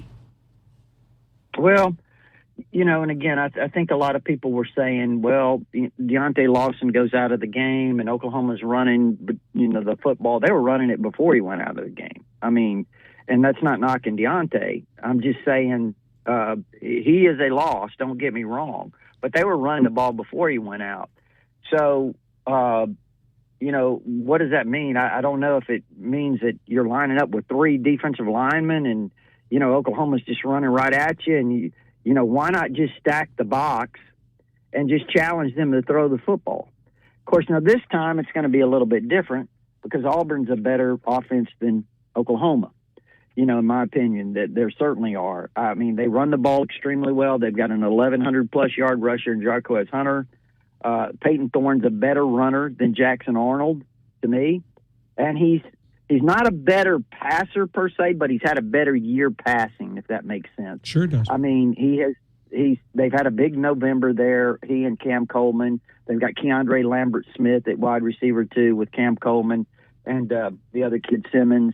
They're really good. They've been really good in November in terms of at least the last couple of weeks, throwing the ball better, catching it, not turning it over against Texas A&M. That was a big win. That was a tough win for them. But I'll say this, too. This all goes back to last Saturday night. Auburn had their best performance of the year. Alabama had their worst performance of the year. So I think everybody now is saying, coming into this game, Auburn's in good position. And, we'll see. This season has been so up and down, Ryan. You could go through all the teams, Georgia, Alabama. Auburn's had a lot of ups and downs, obviously. Ole Miss has. I mean, the same weekend Alabama beat LSU and was so impressive. Ole Miss was as impressive by dominating Georgia, right? And now here Georgia's on the cusp of they've got a chance to go to the SEC championship game, which they will. And if they win that game, the SEC champions are going to the playoffs and all of that. So, I mean, I'm just saying this thing has been up and down for all of these teams this year. Rodney, when it's all said and done, in your opinion, who wins this game? Well, it's a great question. Auburn has been a little turnover prone too, and Alabama's taken the ball away a lot. This last game, I know Auburn. I don't know if they turned it over. They certainly didn't beat themselves with turnovers, but they've been a little turnover prone. And if Alabama can generate a few turnovers, that'd be huge. Obviously, protect the football. Again, it goes back to what we said: play clean football, right? What is Alabama's mindset this week? What is it going to be tomorrow when they get out there on the field? That's my question. So how do you respond? How do you respond to what happened last week? And I think that's the key. That's something we don't know. Like I said, if I'm Jalen Milroe, I've got a lot of incentive. If I'm any player on that team that was part of that performance, you've got a lot of motivation. You should have a lot of motivation. You should have a lot of incentive. So we'll see. I know that Auburn is really confident right now. There's a lot of talk going on. I'm not just saying they're players. I've heard a few things Hugh Freeze has said behind the scenes that he's really confident.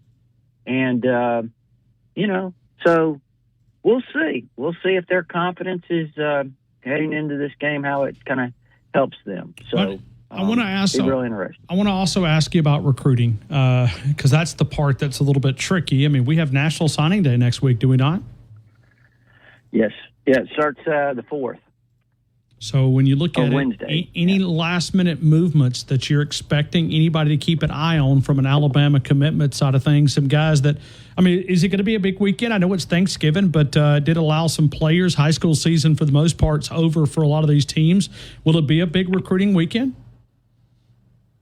Well, it is, because you're getting a lot of the guys you have committed on campus, and that's big, Ryan.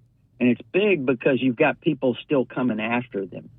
And that's a key. I mean, when you can get your top guys, and they're not getting them all on campus, but if you can get your top guys here, it's even more important now, because again, I mean, the way this thing is, and other teams are still pursuing your guys. So yeah, they have most of their commitments coming in. They have a pretty good impressive list of 2026 guys coming in as well. As far as guys that aren't committed, you just have to see who shows up. I know Derek Smith, who was once an Alabama commit, now committed to Auburn, safety, wide receiver out of Selma Southside. He is supposedly planning to come. We'll see. I don't know if Harry Dalton, the USC Southern Cal commitment at running back, I don't know if he'll show up or not. We'll see, but I like him a lot. But because they got, Jace Clarizio this last week, that may pretty much close them out in terms of their running back recruiting. Mason Dunn is a guy that we've been expecting to flip. I know even the Ole Miss people thought he was going to flip to Alabama here at any point. So we'll see. He's a cornerback out of Tupelo that's really good. We'll see if he shows up, but there's a good chance he could flip, Ryan. The guy to keep an eye on, I think, is Derek Meadows. And we talked about him a long time ago on your show, Ryan, because guess what? He was a Firecracker 5 member back in July. Oh, and okay. Yeah, but I had him projected to Alabama back in July. He ended up committing to LSU, and now the word is he's probably going to flip. It's either Alabama or Michigan, and everybody thinks it's Alabama right now. So, and he's a top-notch wide receiver, one of the top 5, 6, 7, 8 wide receivers in the country. Big, tall kid, about 6'5", 200 pounds. Can really run, great track guy. So that's a guy to remember, Derek Meadows. So we'll see. Now, he's not going to – I don't think he'll be in this weekend unless he slips in. But that's a guy to kind of keep your ear out for in terms of a flip. And then I think if you really want to watch somebody that has you on your edge right now, it's Ty Haywood, the 5-star offensive lineman from Denton, Texas, who's committed to Alabama. And I think Michigan's making a big run there, and so they could make that. They're making it really interesting. We'll see. We'll see if he signs next week. There's some talk that he may even delay it till February. So, that's one that I know Alabama would love to keep, and hopefully they do.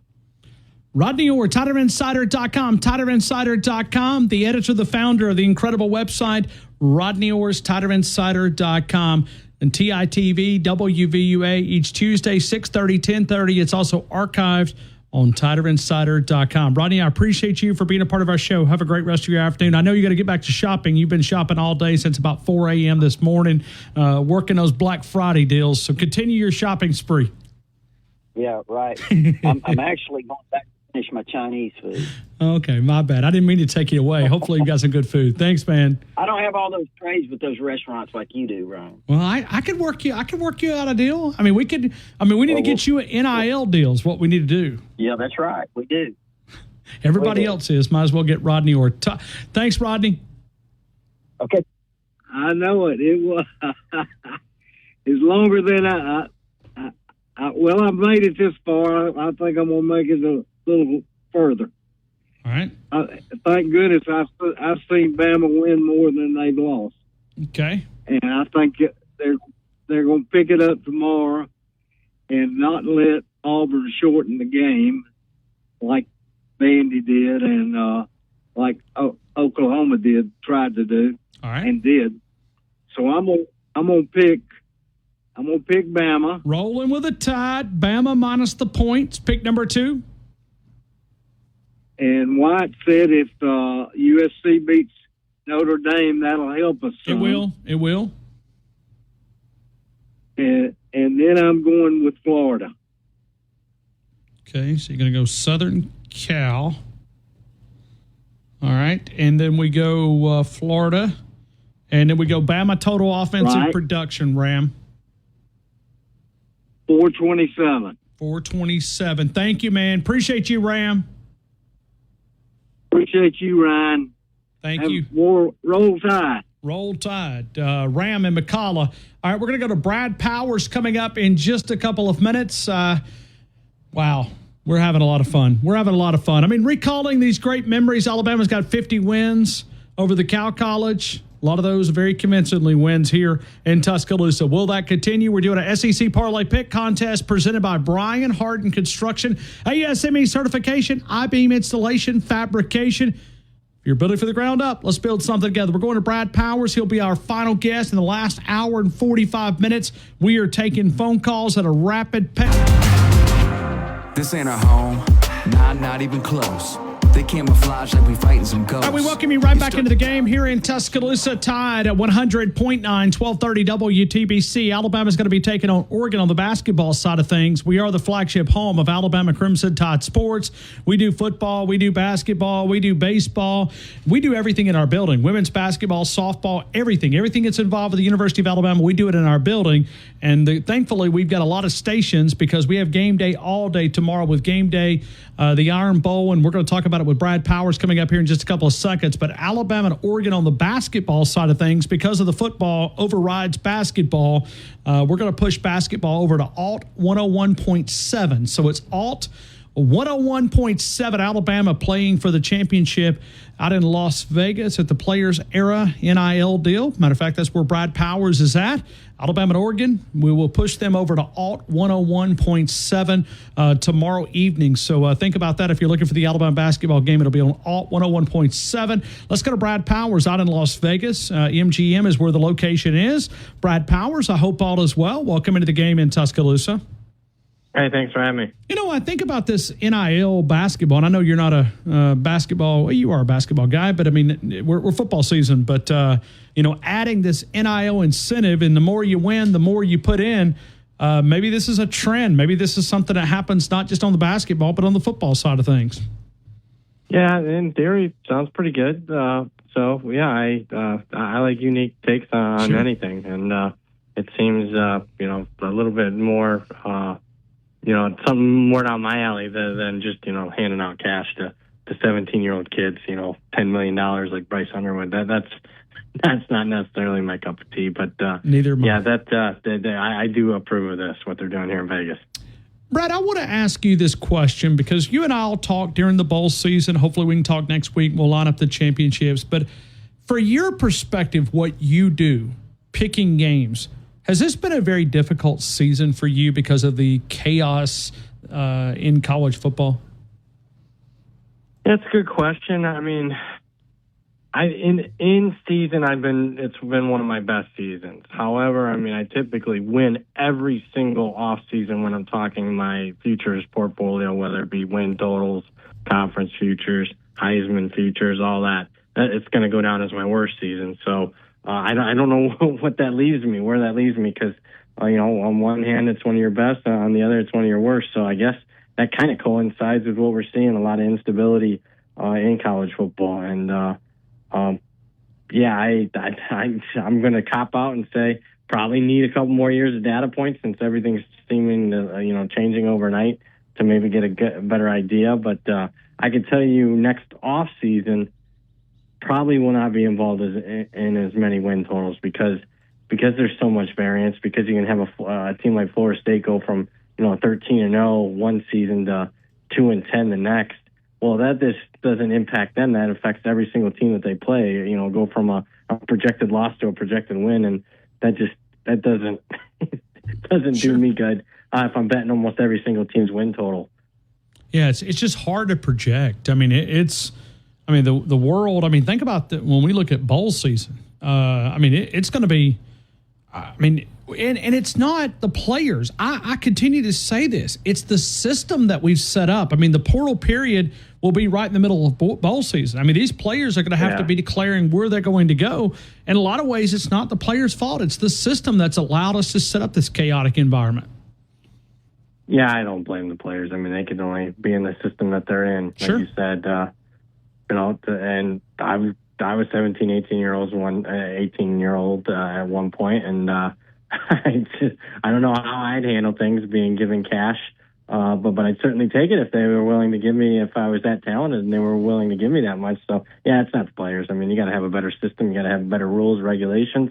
So we'll see. That NCAA or whoever decides to end up, whatever governing body that comes out of this needs to do a better job. But who knows? I honestly don't know. So all I can do is control, who I bet on a weekly basis and how I do my power ratings. Now, you mentioned the bowls. Yeah, I typically try to bet almost every bowl game right when the lines come out. I'll probably be a little bit more conservative this year, unless it's, a playoff game where I know there should be max motivation on both teams. I want to move to this week's games, but I'd love for you to go back because you offer such an unbiased opinion. When you go back to Alabama getting their head kicked in Norman, Oklahoma, is there any words that you can describe this other than a beatdown? No, I mean, I bet Alabama, so it wasn't one of my favorite bets of the week, but it is a bet that I made. So stunned that type of performance. I mean, that was worse than Vanderbilt, in my opinion, much worse than Vanderbilt. At least you could hang your head on that in the Vanderbilt game that the offense played pretty well. Not one facet of the game, coaching or on the field. I mean, it's the worst loss probably since UL Monroe, 2007, I would say, is the last time. I mean, just a pathetic performance, especially considering what was on the line for Alabama. Now there's still an outside chance they could still make the playoffs, but I mean, they're only going to have an outside shot at making the playoffs just because everybody else in college football is not buttoned up. It's not anything that Alabama has done to deserve it. All right, let's go to this Alabama and Auburn game. It's here in Tuscaloosa. We've seen some movement in this line, even as of today. Alabama down to 11 points. I do see some 10.5s here, but Alabama line has moved down. Alabama and Auburn inside Bryant-Denny Stadium tomorrow afternoon. What do you think? Boy, if it goes down any further, I'm going to have a big bet on Alabama because my power rating's got this much higher, and I've already bet Alabama this week. So I think it's, buy low, sell high. Kind of I treat my bets like stocks, and that's kind of what it feels like to me. Auburn I'm selling high on Auburn off their best performance this season. I'm buying low. Alabama off their worst performance this season, their worst performance in almost 2 decades. So, I certainly got aggressive with my power rating, downgrading it for Alabama, but I still think there's some stuff to play for. So, and look, it's a rivalry game. You want to take the underdog if you don't see, much of an edge. I'm not, the times that Auburn's given Alabama problems in this rivalry have been in Jordan-Hare recently. I mean, it's not happened at Bryant-Denny. You got to go back to the Cam Newton year, the last time that Auburn really pressed. I guess the 2014 year that their offense had some success, but their defense couldn't do anything. But I like Alabama here, and I'm not saying that because I'm on a show in Tuscaloosa. I'm just saying it because that's what my ratings call for. So you like Alabama not just to win, but cover the spread? Oh yeah, absolutely. So I got him by 2 touchdowns. Okay, Brad Powers. I mean, he's making friends. Trust me, Brad, you don't realize what you just did because we've been down in the dumps. I mean, it's been listen, my wife is a certified practitioner, licensed therapist. I am not. I've had to play one this week on the radio. Yeah, I mean, it was bad, but I mean, in my industry, you can never get too high, never get too low. You just got to keep it even keeled. All right, let's work through some of these games. Let's go to Texas A&M. Texas minus the 5 in College Station.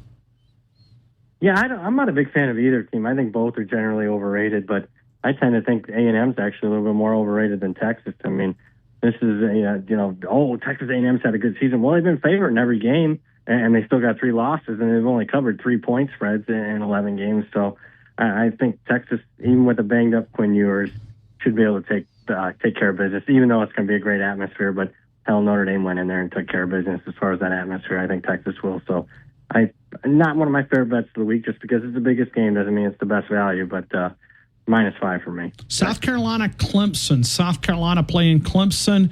Clemson minus the 2.5. Yeah, this one I like quite a bit more. I like South Carolina to win the game outright. I mean, Clemson's played 2 top 25 teams in my power ratings. Georgia, Louisville got dominated in both games. If you look at South Carolina, changed a couple plays in their season. Easily could have beaten LSU. Easily could have beaten Alabama this year. I think their defensive front will have their way with Stanford's offensive line. I like South Carolina plus the points. They win the game. Tennessee, Vanderbilt. Tennessee minus the 11 in Nashville. Yeah, I don't have a great vibe for this one, but I do lean Vanderbilt 7-1 against the spread as an underdog this season.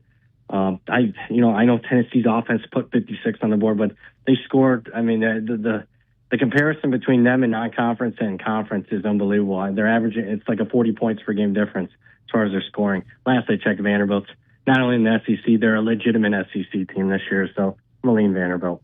All right. Let's go USC Notre Dame because, we talk about help, and if Alabama takes care of business, Notre Dame going to USC, Notre Dame minus the 7.5.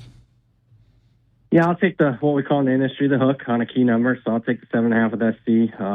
It's a bet that I made. I'm not extremely confident, but confident enough that I made the bet. I made it 7. So it's been tough to get margin on SC. They're one of 6 teams in college football this year to have the lead in the fourth quarter in every game, and yet they're 6-5. So that screams that they're an undervalued team.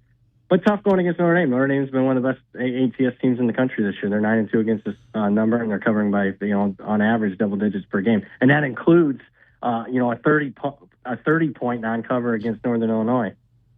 All right, let's go Miami Syracuse. Miami minus the 11 up in Syracuse, New York.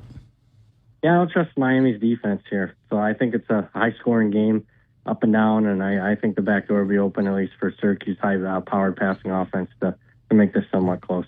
Georgia Tech, Georgia minus the 17.5. Yeah, going to kick off here tonight. Looking forward to it.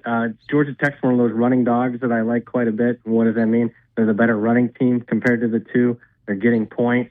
Another thing, you can't lay points with Georgia this year. More than a 2-touchdown favorite this season. Georgia's 0-6 against the spread. So with the SEC title game on deck, I like Georgia Tech. SMU minus the 13.5 against California. Didn't bet it. Tough motivation. I'm getting older, so it's tough to handicap motivation. Cal's off a big come-from-behind win over their rival. Clinch bowl eligibility, not much to play for. SMU, I guess there's stuff to play for, but the reality is ACC championship games on deck. They win that one. They're in the playoffs, and they're getting a number 3 seed or whatever. So I don't know how important this game is to them. So pass. Kansas State, Iowa State. Iowa State minus the 2.5 there in Ames, Iowa. Yeah, I like Kansas State. They're a better team. Statistically, yards per play margin a little bit better. And plus, I don't trust Matt Campbell laying points in a big game. So Kansas State for me outright. All right, Brad Powers, BradPowersSports.com. Brad Powers 7 on the Twitter account, on the X account. You can find him right there, BradPowersSports.com. Brad, I always enjoy our chats. One more time, you like Alabama not just to win the game, but to cover the spread. You've got them winning by 2 touchdowns. Yep, got them by 14, 34-20. Well tied. Hey, thank you, Brad. Hope you have a great rest of your day, man. Thank you again for being a part of our show. Yep, happy. Good afternoon. You're in the game. I hope all is well, man. Ryan Fowler, I'm going to take my slot as of now because I'm on the air, but you messed up the order. I know you said Tommy's next. I know for a fact Tommy was before me, but I don't want you to put me back on hold. Well, hold on. Disconnect me. Did I miss that? Did I miss that accidentally here? Tommy, I got some breaking news about Tommy from Romulus. Tommy is talking on a cell phone at the tailgate area right now because I'm looking at him. Well, hold on. Could I join you guys together? I mean, are you guys? No. That would mess it up, I think. I'll take my time as long as Tommy's next because Tommy got on the air about 2:15. You know what? I'm looking at it. You are right. He's up at the top. He's up at a different screen. Well, not a different screen, but he's at the very top, and I overlooked it. So, Mitchell, to be fair, let me put you back on hold. Please don't disconnect me. I won't. I'll put you back on hold. Let's go to Tommy and Romulus. Tommy, you're right. I mean, what a friend that is in Mitchell to be able to have. We both sit and looking at the Super Target sign in the university parking lot. Here we are. I got Wyman looking at me and like, what in the hell taking you so long, Tommy? They fussing at me. It's your fault, Ryan Fowler. Your fault. So hold on a minute. You're on a cell phone? Yeah, I'm on the cell phone. Wyman got his to work. Yes. Yeah, we gave it a shot out here. in the wilderness. So I'm at the Super Target in the parking lot below it. So now hold on. Is this a smartphone? I don't know. It's Wyman's phone. Oh. I don't know if it's smart or not. The volunteer fire department for him. Is it a flip phone? No, it's not a flip phone. It's one piece. Yeah. Oh, it's one piece. If you touch the screen, does it light up? Don't confuse him. I guess not. Are y'all there? Yeah, we're here. Man, if I lost, so I was really going to be missed. I was going to go drive. I said, forget family 15, 20. I'm coming to your place to work. Yeah, I'm going to be waiting for you. You might as well. I mean, we'll put you to work. Well, that's the only way I'm going to get to talk to you. Look like it. Yeah. Well, I mean, Mitchell's such an honored guy right there. I mean, it just. He is. He really is. I mean, will he feed you at the tailgate? Yeah, he'll pay me. But I'm going to my cousin's. We got a little family get together, so we didn't want to go back home after going to Torrey and them show in Princeton. So are any of them Auburn fans that you're going with? No. Okay. I'm going to yell at my brother. Don't come and crank up that car. Okay. So let me. You gonna go over the picks or try to just give you who I think on the win? No, I can run back through them because I haven't run through them a little bit. Just got me off my game here, Mitchell. Yeah. Well, what did I do with my sheet? All right, here we go. Maybe. What in the world did I do with my? I mean, I've been running through them all day, so I guess I've already lost them. Can you believe it? Here we go. Georgia Tech. Georgia Tech minus 18.5. 51.5 is the game total. Louisville taking on Kentucky. Louisville minus the 4. 49.5. South Carolina and Clemson getting together. That one's in Clemson, South Carolina. Clemson minus the 3. 49.5 is the game total. Tennessee Vanderbilt. Tennessee minus the 11. 48.5 is the game total. Auburn, the Cal College. The Cal College comes to Tuscaloosa to take on the University of Alabama. It's Bama minus the 11. 52.5 is the game total. Arkansas and the Missouri Tigers. Mizzou minus the 3. Oklahoma, LSU. Oklahoma is the underdog. It's LSU minus the 6. 47.5 is the game total. Florida State. Florida minus 14.5. 45.5 is the game total. That one down in Tallahassee, Florida. Texas A&M College Station. 6:30 tomorrow evening. Texas minus the 5.5. 49.5 is the game total. Syracuse, Miami minus the 11.5. 67.5. And then we're also playing Purdue and Indiana minus 29.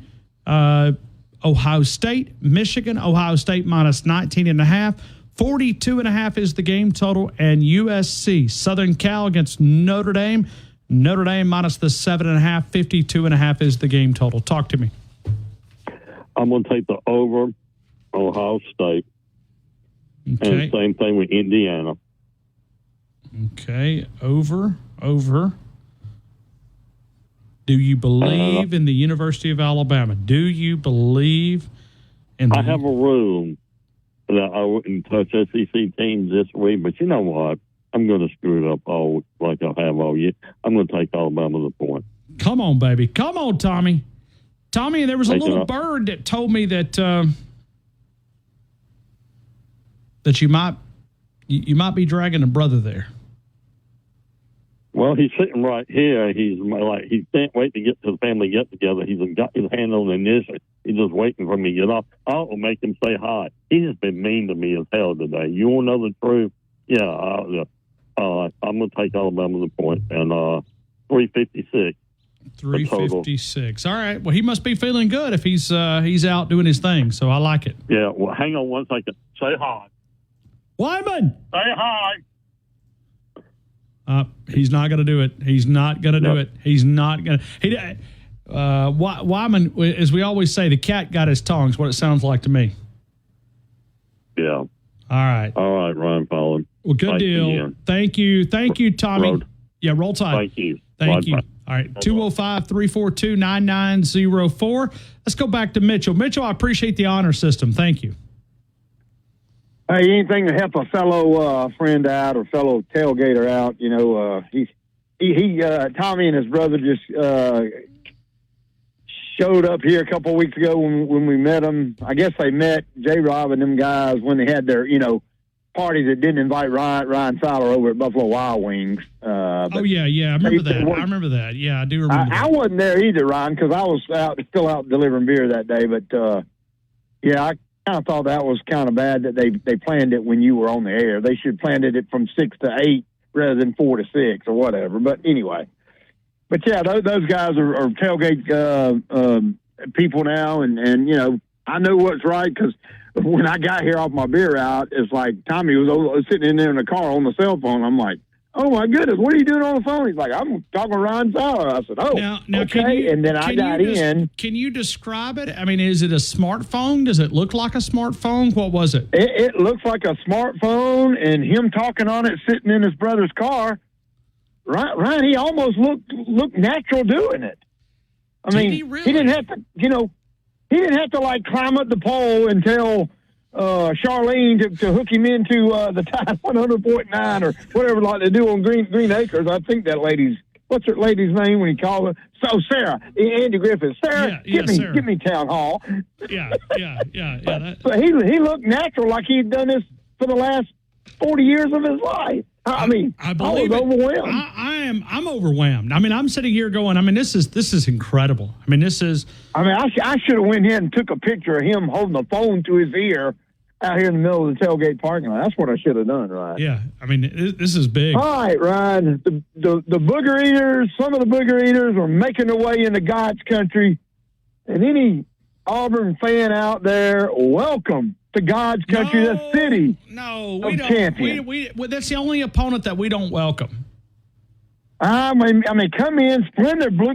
Go ahead and spend their blue and orange money. We accept blue and orange money here. Take your medicine. Don't think for a minute that you're going to get bowl eligible and upset the Tide in Bryant-Denny Stadium at Saban Field. It's not going to happen. Don't even think for a second that it's going to happen, Auburn fans. Y'all hate us. We hate y'all. You always try to be like us, but you'll never be like us. Charles Barkley himself said 4, 5, 6 years ago. Right here on this show. Was it on your airways? Yes. It was probably 10 years ago. Charles Barkley said. Okay, 10 years ago. He said if Auburn would just be Auburn and not try to be Alabama, then they would have a really good program. Yeah. And Charles said, you'll never have the tradition that the University of Alabama has, Auburn. He knows, and he's an alumni of it. He knows. So, let's just Auburn fans come, spend your money, take your medicine like you're supposed to, and go on back over to Lee County, and then maybe worry about getting bowl eligible next year because it ain't happening tomorrow. Come on, Mitchell, I like you, man. I mean, between you and Brad Powers, I'm about ready to run through a brick wall out here. Okay, I like it. And I had my picks down, and then Brad Powers said his picks, and I kind of got a little nugget off of one of his, so I changed my pick. I'm not scared. My first winner, Ryan Fowler, is the Georgia Tech Rambling Wreck Yellow Jackets. Plus those 18.5, 17 points, whatever I'm getting. I don't even know. The wrong team may be favored, as Lee Sterling likes to say a lot. All right. Okay. I'm taking Georgia Tech plus those points. All right. My second pick, Ryan Fowler, I'm taking the Missouri Tigers at home, mind you, minus a measly little 3 points. All right. I mean, to the Arkansas Razorbacks? Really? All right. And my final winner is over that 49.5 South Carolina Clemson. Okay, that's going to be a barn burner. So you didn't take the Alabama Crimson Tide? I thought you were going to take the Alabama Crimson Tide. I didn't. I took them last week, and I normally don't take them, but I thought, man, 14 points at Norman, Oklahoma, that's a lock. And I didn't take them, and I took them last week, and look what happened. And so it's Alabama's total offensive yards. It is. I mean, I'm upset. You teased me right there. You just told. I thought you were. Okay. Do you like putting scratches on your pad, Ryan? Scratch out? No. Okay. Okay. Leave it like it is. Okay. Leave it like All it right. is. All right. My Here we go. total yards, 367. Got it. 367. I got it, Mitchell. And memo to the Cow College, Bama's little brother, and the Booger Eaters. Guess what? It's personal, and you're next. Roll Tide, Ryan Fowler. Roll Tide. Roll Tide. Mitchell firing us up. Let's continue with more phone calls. And we go here. We do have one line available, 205-342-9904. 205-342-9904. Let's go to Karen. Karen in Tuscaloosa. Karen, good afternoon. You're in the game.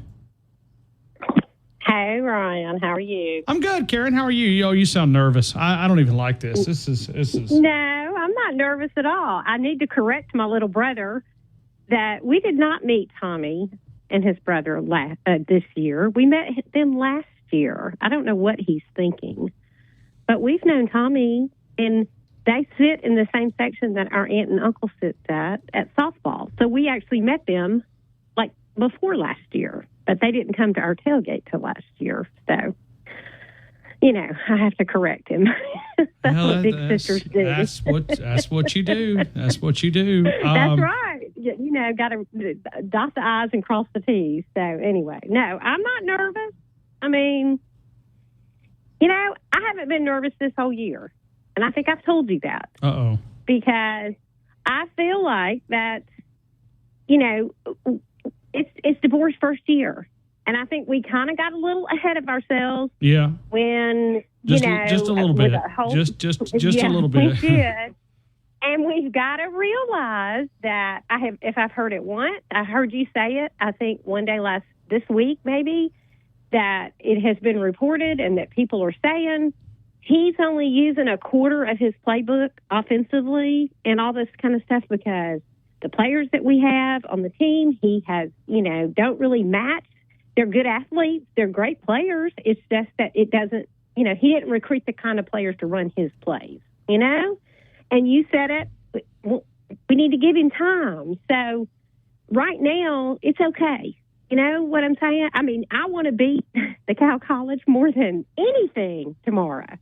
And I hope we do. I am worried about one little stat that I don't know if you've heard or not, or anybody has said, and I hope that DeBoer he will slash right through that and he will get the monkey off his back. No Alabama coach has beat Auburn in Tuscaloosa except Nick Saban. Because remember, we didn't always used to play them. That's here. right. That's right. We always played them in Birmingham. And these bugs, listen, they're always coming up with stuff that makes them look like better than they really are. I mean, if you really want to compare it, it's 18 national titles and 1.5 national titles. I mean, and really, right. I've said it. I mean, Karen, you're about to get me fired up. I'm about to get fired up. All right. The biggest thing. No, I'm not getting mad. But I look back at Auburn. Okay. When Auburn has been able to buy their way out of trouble, that's how they get out of trouble. Right. Okay. Why do they have Hugh Hefner freeze, right? Why do they have Hugh Hefner freeze? They have Hugh Hefner because he beat Alabama. We're so much in their head, right. It's unreal. That's okay, right. You are right. And now they're not able to buy them. They're not able to buy their way out because everybody's buying their way out. That's right. That's right. You're right. But I think DeBoer can do it.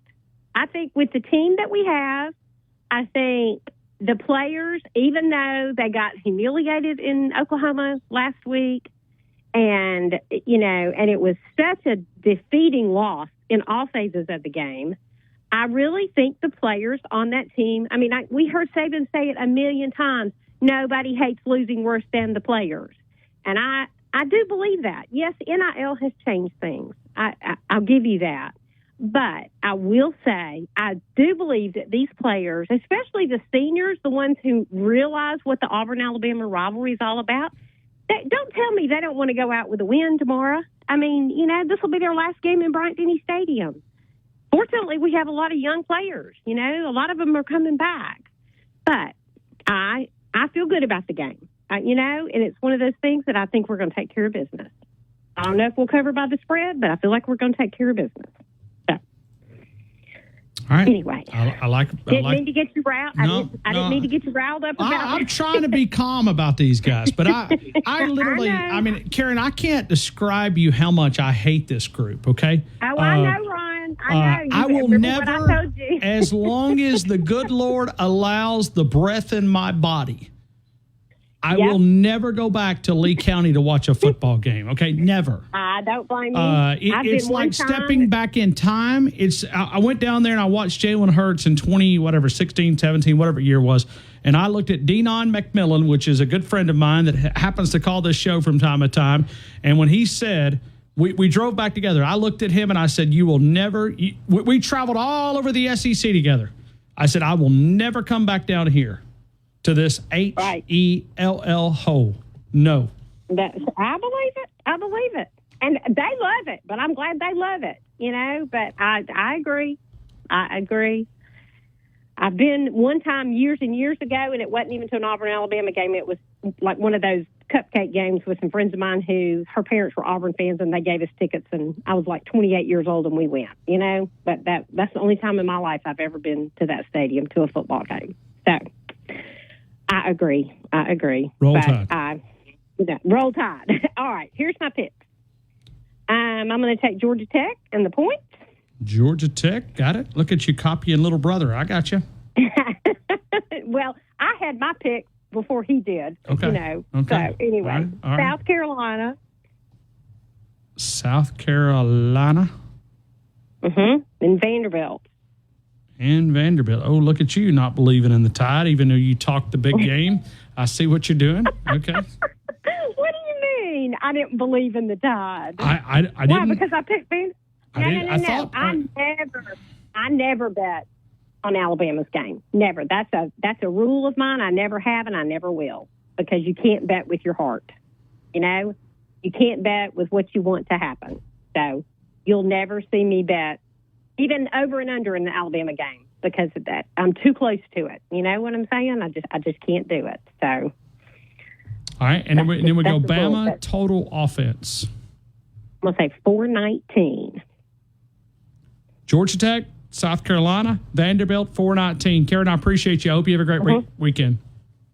You too, Ryan, and roll Tide. Roll Tide. Thank you so much. We'll continue with more phone calls. Blueberry Steve, Montreal, Canada, Bama Nick.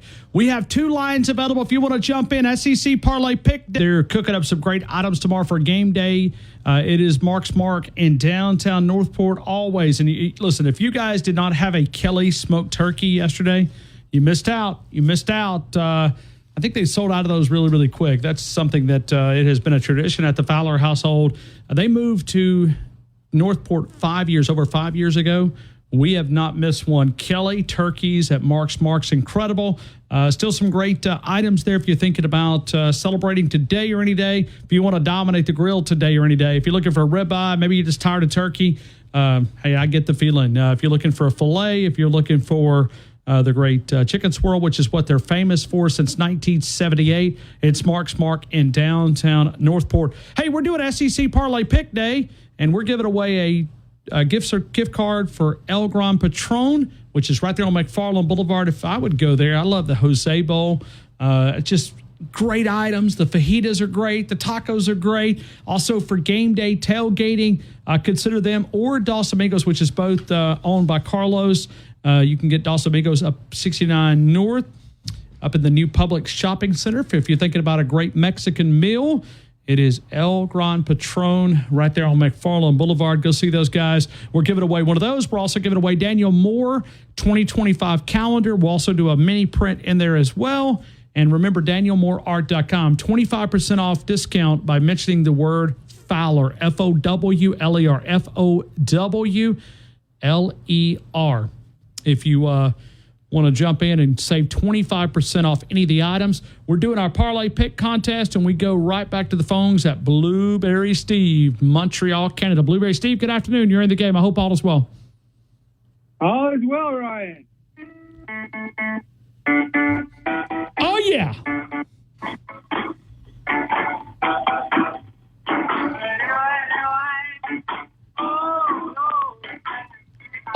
believes. He believes. He believes. Oh, yeah. Oh, yeah. And the next one coming up is for Bama Nick. Hang on. This is for Bama Nick? Well, that is an advertisement. Oh, it's that's for Bama Nick? No. Hang on a second. I wanted to play Wild Thing by the Trogs, but I got the You got the commercial. The commercial got you. The commercial got you. I got you. The commercial on the YouTube got me. But if on the ABC feed, when they go to commercial, a lot of times they play Wild Thing by the Trogs. I prefer. Yeah, they do. They do the Trogs, but he likes the other song. I don't even know what it is, but I know he likes With a Girl Like You. I know. Yeah, with a girl like you. Yeah. Yeah, I know. But Wild Thing. But Luai. Here it is. Here it is. This is.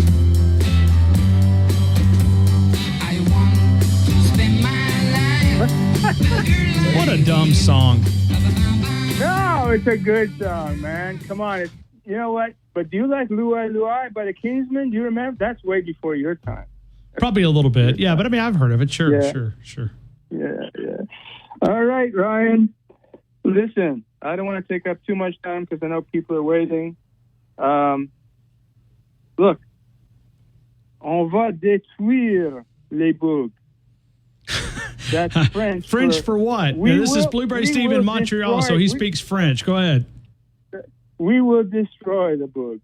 Okay? On va les détruire les bugs. Huh? You believe that? Now, I believe that. I do. I really do. I think that team, our team, is going to be hungry, and their team is going to be breakfast, lunch, and dinner. Oh, man. That's it. That's it. Blueberry Steve, I don't know if I could take it. I don't know if I could take it with a loss. I mean, we need a win. We need a win. Me neither. But I will not give up on my team no matter what. But I'll tell you this. I beg to differ with Karen. I always pick with my heart. So here are my picks. I'll go with Bama. For détruire les bugs, to destroy the bugs. To destroy them. Okay, good. All right. Vandy. We're going to beat the Vols. Them bums from Knoxville. Okay. And I'm going with the Gamecocks because I believe Pastor of Pain, Corey Miller, he wasn't on today with Christian, but he was, I think, MIA. But I like the Gamecocks over Clemson. Bama. Vanderbilt. Carolina. Total offensive yards. 450 for my Crimson Tide. 450. Laissez le bon tide rouler. Let the good tide roll. Man, I mean, Blueberry Steve going a lot of French here on a day after Thanksgiving. Did you? I know. I mean, did you celebrate Thanksgiving with your? So our Canadian Thanksgiving is in October. Don't ask me why. I don't know why, but I did speak to one of my American friends, a really good friend of mine who lives in California. I spoke to her, and we talked, and but I will tell you this: I'm very, very thankful. I'm thankful for all the blessings in my life, and I'm very thankful for the victory of President Trump. It's a great thing, and I'm thankful, Ryan, for the Crimson Tide and for the Crimson Tide family that you allow us to support, which is a great thing. I love it. I'm thankful for you guys, man. I mean, you guys are what allows me to sit around here and do this, this show, to be able to facilitate this. I mean, it's a blessing. It's an honor. I find it an absolute honor to be able to hang out with the best fans in the country, man. You guys are incredible. Well, thank you. Thank you. But it's awesome. You've got a whole group, which is of course Paul and Bama Nick and Tommy and Pat and I can't and cousin Jumbo. I haven't heard him in a while, but I hope he's okay. Yeah, he did. He called one day this week. Jumbo called one day this week. Okay. Well, I've been working a lot, and yeah. Listen, Ryan, we just be thankful. I mean, look, college football is a wonderful, wonderful way for me to enjoy myself. But I'm really thankful for all the blessings in my life. And unfortunately, one thing, we couldn't make it down for a game this year. My son's schedule was just too busy. But there's always next year, and that's on the plan for next year. Well, super cool, man. I got you. Bama, Vanderbilt, Carolina, 450. Blueberry Steve, I appreciate you, man, calling us from Montreal, Canada. Thank you for being a part of our show. Roll Tide and roll Managa. That make North America great again. He's trying to get Canada involved with a Canadian first mentality. Thanks, Blueberry Steve. We appreciate you, man. R&R Cigars, locally owned and operated by Reagan and Randy Starner, 2703 6th Street, 2703 6th Street. Hopefully, if you're out a little Black Friday shopping, swing by, relax, and recharge. R&R Cigars, be a great place to hang out for game day tomorrow. And we're going to start game day all day. Wyatt, do the math real quick. What time start time? 11:30? 11:30 is when we will go on the air. 11:30, game day all day on both this station, our sister station as well. So we're going to get you ready for the Iron Bowl. It's Alabama at Auburn. And don't forget, we're going to have a lot of content, Tide109.com, and also Seize the Deal, Vinny's Pub. $25 gift card for $12.50, only for a limited time. That's a 50% off discount. Vinny's Pub, some great items to serve. Seize the deal. Seize the deal. Tide109.com. You can take you right there. We're doing our parlay picks. We've got 1 hour. We're giving away a gigantic prize package, and we're starting to get down to our slim pickings here. SEC Parlay Pick Contest. We're taking your phone calls. We have one line available at 205-342-9904. I don't know about you guys. Talking to Alabama fans, I feel a lot of angst, a lot of it. I mean, I feel like some of you guys are as nervous as a cat in a room full of rocking chairs. I mean, it is. I mean, I can hear it in your voice. I mean, I'm writing down the predictions. I need somebody to believe in the Crimson Tide. You know, is the old Pentecostal in me? Can somebody give a testify? I mean, can somebody tell me why the Alabama Crimson Tide is going to beat these guys? That'll be tomorrow evening, Alabama and Oregon, but hopefully we're celebrating. We're got a smile to our face, right? Kalen DeBoer, 8-3, first year. Hugh Hefner, 11-13 in his second year. And we'd love to hand them the second losing season in a row. Alabama's won 4 straight. The last meeting, 27-24. With a Jalen Milroe to Isaiah Bond. If you look at DanielMooreArt.com, you can find that print. And remember, a 25% off discount by mentioning the code word Fowler, Fowler, Fowler.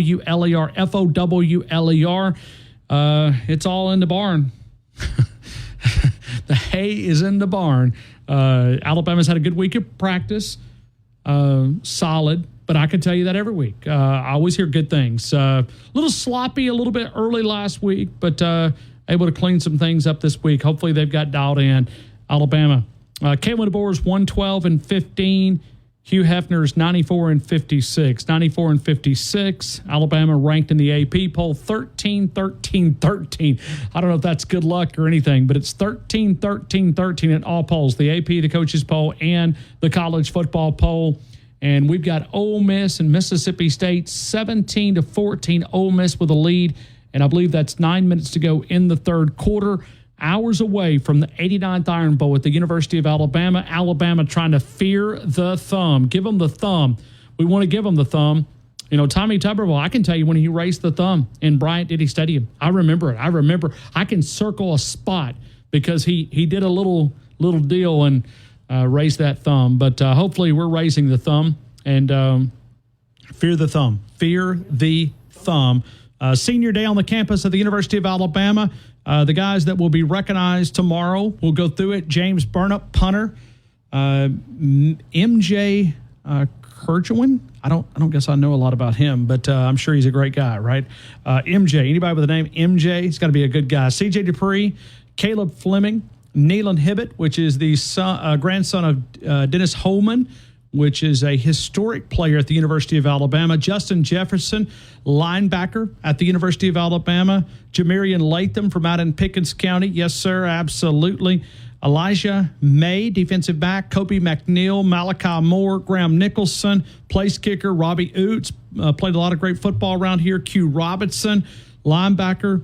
Graham Rutin, offensive line. Reed Schubach, place kicker. Nick Serpa, a punter. Tim Smith, defensive lineman. Adam Thorsland, tight end. And Cade Weeby. He's a long snapper. So some guys here. 10 of those guys are scholarships. 9 are walk-on from the University of Alabama. A total of 19 players that have won 44 games across 4 seasons, and includes a group of fifth-year guys who achieved a record of 57-9. 57-9, 3 SEC titles, and 3 appearances in the college football playoffs with a national title. Honor is a part of this class. Let's go right back to the phone calls, and this guy, he hates Auburn just as much as anybody right here. Bama Nick. Good afternoon, Bama Nick. You're in the game. Fowler, I ain't heard my music. There it is. You know, Fowler. And don't tell me you don't like that song. You love that song, Fowler. Quit sucking up to the caller saying you hate it. Ba-ba-ba. Here we go. Here, hold on. That long dance with you. Bum, bum, bum. Bum, bum, bum. Tell Josh to sing it. I know he's in the studio with y'all today. Old Josh from Georgia. He's up there. He likes that song. You and Josh have just come to common ground, have you not? I mean, y'all have just become buddies. I never said I didn't. I dislike Josh's cause. I never said nothing about it. So I just said they were boring at times. I got a question for you. I mean, since you're the critic here, because Josh has been hanging out with us today. I gave Josh a lock pick today when he gives you his picks, a call, whatever. Yeah. So I gave him a lock at one game. I got a question for you, okay? And I want you to tell me what you think, okay? So Josh is up here hanging out with us, okay? Yeah. I understand. Should we make him call in and get a parlay pick, or do we let him give it on the air? I mean, it's Thanksgiving. It's the holiday season. I mean, should we? I mean, he's been up here for Thanksgiving's over with, pal. Oh, okay. Okay, so Josh, you got to call in. He won't let Bama Kathy sitting right here by me give her picks when I'm on a call with you. You told me I got to she has to call in. So that's the way it is, pal. Okay. So what's good for the goose is good for the Bama Nick. Okay. So you think you didn't cut me no slacks. You're right. All right.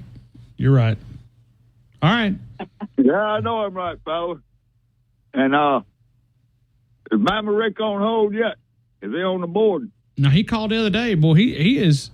I heard his call, fella. I heard the call. He's a smart guy, man. I told him. I talked to him yesterday, and I told him call Fowler and give you a parlay picks today, Bama Rick. He said, well, he had to work the 3:30 today, but I told him if he don't call, that's his loss. Okay.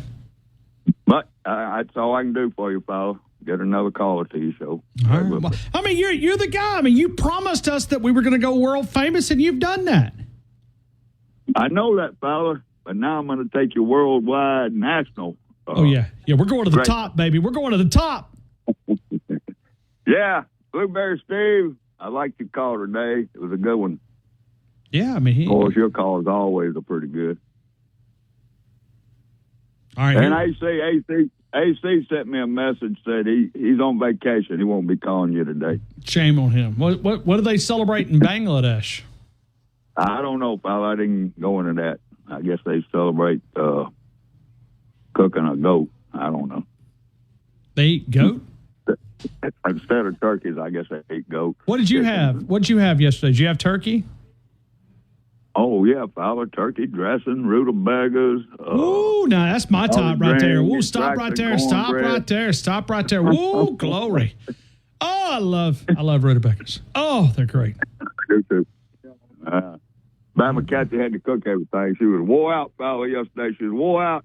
She had to pour one. She got her some eggnog. Got into the eggnog. So did you help cook any of it?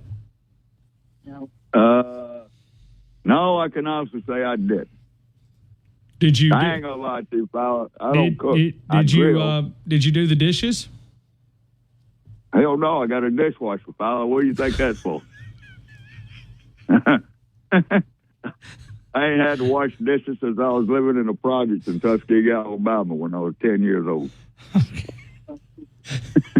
I had 12 people over here, fella. You think I'm going to do dishes for 12 people? I tell them, load them up in the dishwasher, let it do the work. Hell, I'm paying for the water bill. I don't do dishwashing. Yeah. Hey, you know what's made me nervous, Bama Nick? What? You got who's holding on the dump button today? Who's got the dump button? Me. Who's in charge? John? Me. You? Yeah, me. But no, I'm not talking about nervous. But has anybody noticed that Tony is not called this week?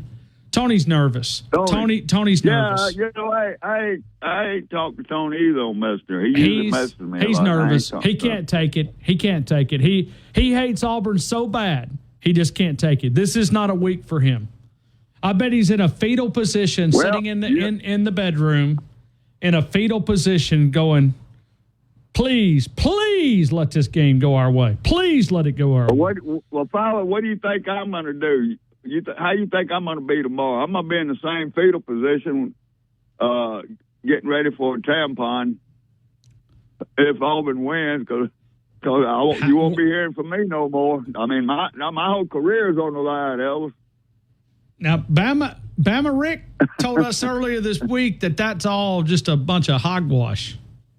No, Bama Rick didn't tell you because I heard this call. He just said if Auburn wins, Bama Nick ain't going to change. He's still going to pull for the Tide because he's a diehard Tide fan. But I will not be calling the show again, fella. It's on the line for me. No, he's gonna call into Montgomery radio and change his name to Barner Nick. No, don't call Montgomery. I already know what sports talk show they got in Montgomery. So I mean, hold on just a minute. Hold on just a minute. This could literally be the final call. That's what I'm saying, fella. So that's why I'm gonna make it a good one. I've already made it a great call, but I'm gonna make it greater with my picks. So this could be the final. Play the Trogs again. I mean, just in case. I mean, this could be just in case, fella. Y'all better hope Auburn don't win that ball game tomorrow. You better hope the Tide stops a mud hole in their ass and to keep me on a show. Okay, but I mean, I want to hear the Trogs again, just in case this is the last time. Yeah, I want to hear it.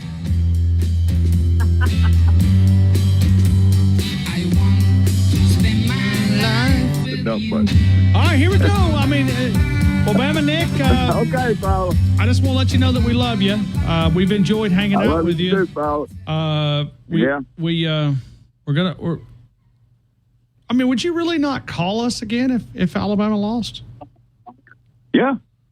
When I made that prediction that Wednesday when I got on there and rant and rave. Well, I know, but you were drunk, and that really didn't count. Hell, Paul, I'm drunk half the time I call your show. You know that. He's not drunk. Well, I ain't drunk now, but I'm working on it. I got in earlier than I thought I'd get in, but Bama Kathy's on hold. I don't want to take up her time. Okay. All right, here we go. Let's 3 picks. Let's go. Give me Texas, South Carolina, and Georgia Tech. Mitchell had a good call on Georgia Tech. South Carolina and Georgia Tech. No Bama? No, hell no, fella. I'm taking South Carolina, Texas, and Georgia Tech. All right. And then we go total offensive yards for the University of Alabama. 342, fella. 342. All right, I want to ask you this. Okay, I want you to do it for me. All right. If you walked up to someone and they didn't know what Auburn was, okay, get your finger on the dump button, White. Okay, if somebody didn't know what, better get it on there. Okay, if somebody did not know what Auburn was, how would you describe Auburn to an outsider that's never, like he didn't know what Auburn was? He's asking me to. I'm a cat that's sitting there telling me to be nice. So I'm asking you a Hell, question. I don't know how to be nice when it comes to Auburn. I know, but how would you describe Auburn to someone who doesn't know who Auburn is? Well, Alan, have you ever heard that term up there in West Virginia, where the cousins and the cousins get together, or the family? It's an ancestral relationship with Auburn people. They're a bunch of ancestral patriots. Yeah. Okay. Ancestral. So Notice I didn't say the other word, pal. You're a smart guy. I mean, this is impressive. I do have a little common sense, Fowler. I know. The military taught me a lot of common sense. Okay. Well, we thank you for your service. All right, Fowler. Okay. This might be my last call. I mean, my heart is broken. Man, I mean, I still got your number. I'll call and talk to you off there and stuff. Yeah, but of course, I know you don't like me telling people that. Yeah. Don't worry, Fowler. I won't give it out. I won't give your number out. I'm upset. I mean, that this could be the final. I'll give your number out. I'll give it to Bubba and Steve. So, I mean, this could be it. Well, you can text me later who to give it to. Yeah. Well, all right, Bama Nick. Well, you have an incredible. You have a great life. Oh, fella, my life is always good. What little bit's left, but Alabama's going to win tomorrow, and you're not going to go anywhere. Alabama's going to win, but I do not think they will cover the spread, fella. But I don't ever pick Auburn to do nothing, so that's why I didn't fool with that game. All right. But that's all I'm going to say. Okay, no smack. Don't smack talk because that'd get us in trouble there. That's right. I don't smack talk. Just remember that, like Paul from Lincoln, embrace the suck. SAUCCK. All right, Bama Nick. Be good. Roll Tide. All right, Ryan Fowler. I'll talk to you later. All right. Thank you. 205-342-9904. And we go here to Kit Kat and Mobile. Kit Kat, good afternoon. You're in the game. Roll Tide again. Roll Tide. Thank you for the goodies. We are. You're welcome. Going to have some fun with that. Here we are. How would you describe? Because I know y'all all need food the day after Thanksgiving. Oh, yeah. We do, and we're thankful. How would you describe Auburn to an outsider, Kit Kat? I'd say they're that other school in Alabama that has always wanted to be the University of Alabama, but just can't quite get there, especially in football. And when you're getting close, you can smell that you're almost at Auburn. Is that good? I like it. What a bunch. I'm telling you, it's that time again. And are you confident? I think I'm definitely more confident than my husband is. Britt, but then again, Britt gets. We always say that. I mean, he gets Mercer. I mean, so it's not really. Yeah. I mean, it's Little Sisters of the Poor. Yeah. I mean, we play Western Carolina, Kentucky. It doesn't matter. It's. I'm confident based on. I guess it has something to do with. I'm also a very superstitious person. We were talking about that when I was in the station earlier. It's like, you can't leave the bathroom. We just scored a touchdown. That kind of thing. We've been flip-flopping back and forth. So I just figure, okay, that was so bad. The last game was just, and I'm not going to say it can't get worse. I'm just saying the way it's just kind of been roller coaster. So wouldn't you think that, we just dipped way down, so we're about to come right back up? That's what's supposed to happen. So home field advantage also. And I think people are going to pack the stadium. I really do. I know people are going, really, after Oregon? it's home and it's the last game home. Well, maybe not. Well, you know, and here's the other thing, though. And I mean, I'm not trying to go soft here on everybody, but here's the thing, Kit Kat. Don't we owe it to these guys? Don't we owe it to these players? Because, listen, they could have hit the portal just like a lot of these other players did and threw in the towel. Right. That's right. They could have said, you know what? I committed to Nick Saban. I didn't commit to Kalen DeBoer. I'm out. That's right. I'm out. And for that, I do think that there's something that we owe these players. I do think that we show them the respect that they have earned. I mean, because it kind of reminds me of the probation years, even though in a different way. These guys had a choice. They had an option. I mean, 30 days they could have left here and no repercussions. Instead, they chose to stick it out and go through some transition periods that maybe have not been easy. And I'm sure that's probably one of the reasons why Kalen DeBoer has been very loyal to some of these guys.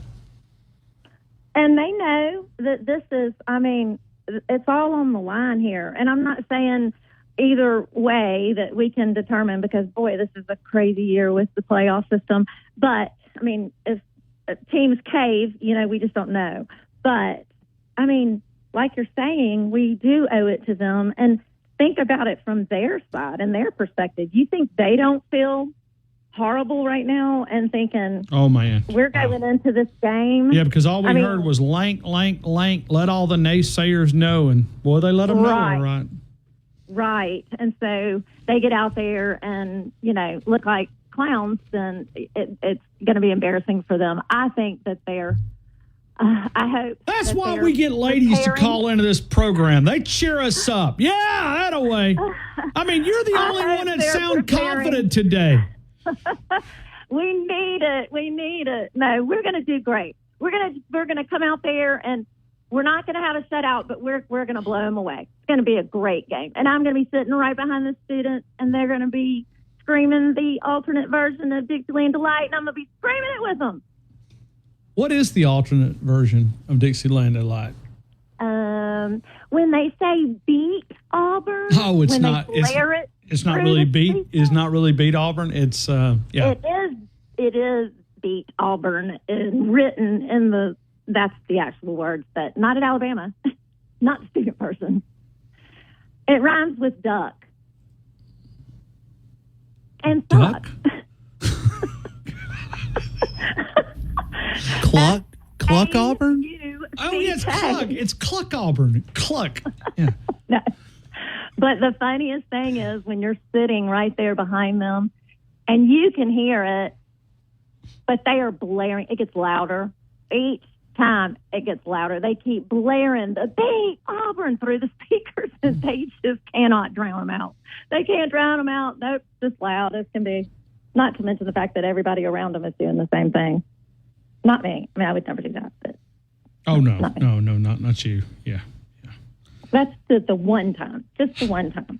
Because it's like, you know, we're acting. I think God understands. I think so too. I think even this, he's like, go ahead, it's fine. Yeah, it's all right. It's Auburn. It's Auburn. It's good. I mean this is the same. Never mind. I mean they. All right, I'm trying to be good here, Kit Kat. I've only got 30 minutes. I've been able to save my job. I don't want to lose it in the last 30 because I really struggle. And I don't want everybody to be mad at me taking up all the time. All right, here we go. 3 picks. Here we go. Okay, Notre Dame. Notre Dame. Got it. LSU. Okay, got it. And Texas. Okay, no Bama. We, you know, we don't do that. That's just a thing. It's not, you know that. And I think we're going to go with 395. 395. I got it. Thank you so much, Kit Kat. Have a great rest of your day. And Bama Nick, listen, Kit Kat loves you, but don't sit there and say that's a jinx. Don't say if this happens, then I'm not going to do this or I'm going to do that. I know you know that. You learned that a long time ago. It's an old school rule. You don't do that because it jinxes. So don't do it. You're going to call back. Everything's going to be fine, and we're going to win this game. Because they suck. They do. All right. Thank you. Okay. Roll Tide, everybody. Thank you. Roll Tide. Kit Kat helping us out there. It's a Brian Hard Construction SEC Parlay Pick Day presented by Brian Hard Construction. I do remind you about The Standard, thestandardbama.com, home of the 20-inch pizza pie, pepperoni, meat lovers, cheese. Design your own wings, boneless wings. You'll find those. The mac and cheese bites, those are great. Cheese sticks, full-service restaurant. Order by DoorDash or set down. It is thestandardbama.com. All right, let's continue. We're taking your phone calls. I'd love for you to jump in. If you want to do that, 205-342-9904, 205-342-9904. Here on The Game with Ryan Fowler. Deuces Wild. Jalen Milroe connected with Ryan Williams, Xavier Brown, sealing that Georgia victory. You can find the great Prince for that special Alabama fan in your life. It's DanielMooreArt.com. DanielMooreArt.com. The legacy continues. The calendars, the mini prints, the large prints, and Alabama hopefully working on new canvases at DanielMooreArt.com. Alabama Crimson Tide lives right here. Down to the pylon. Touchdown, Alabama. On Tide 100.9. That's all it is. But there's a lot of airspace to cover for Milroe.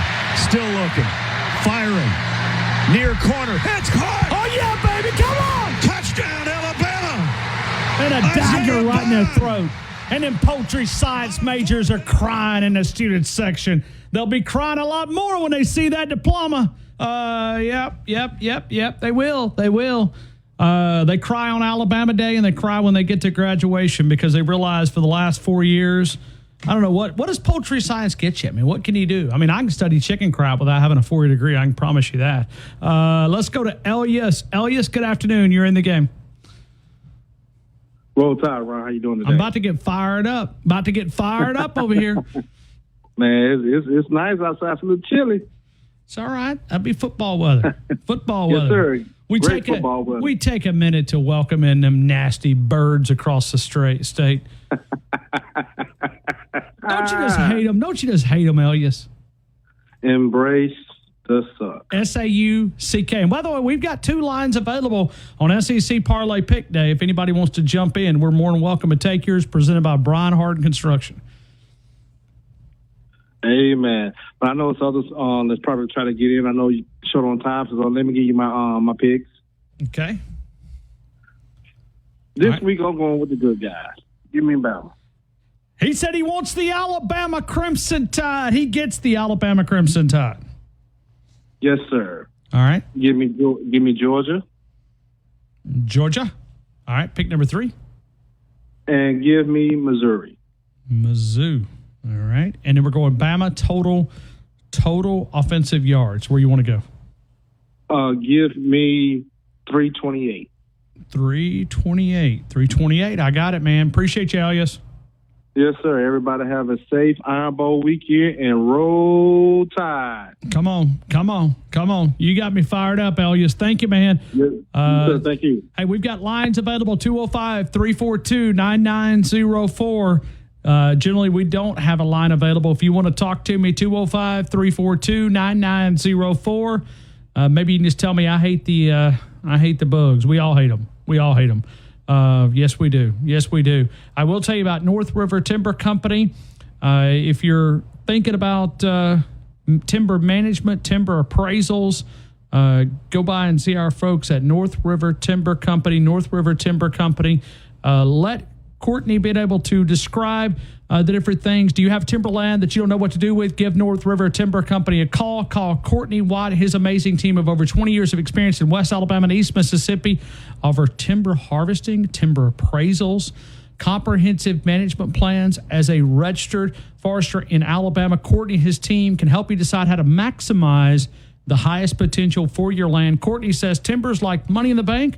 See what your investment can do for you. Contact Courtney White at 205-242-5127. North River Timber Company, North River Timber CO at gmail.com.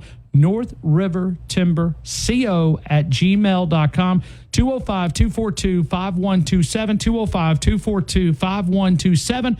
Call Courtney White at North River Timber Company. Let's go to Marty in Arkansas. Marty, good afternoon. You believe?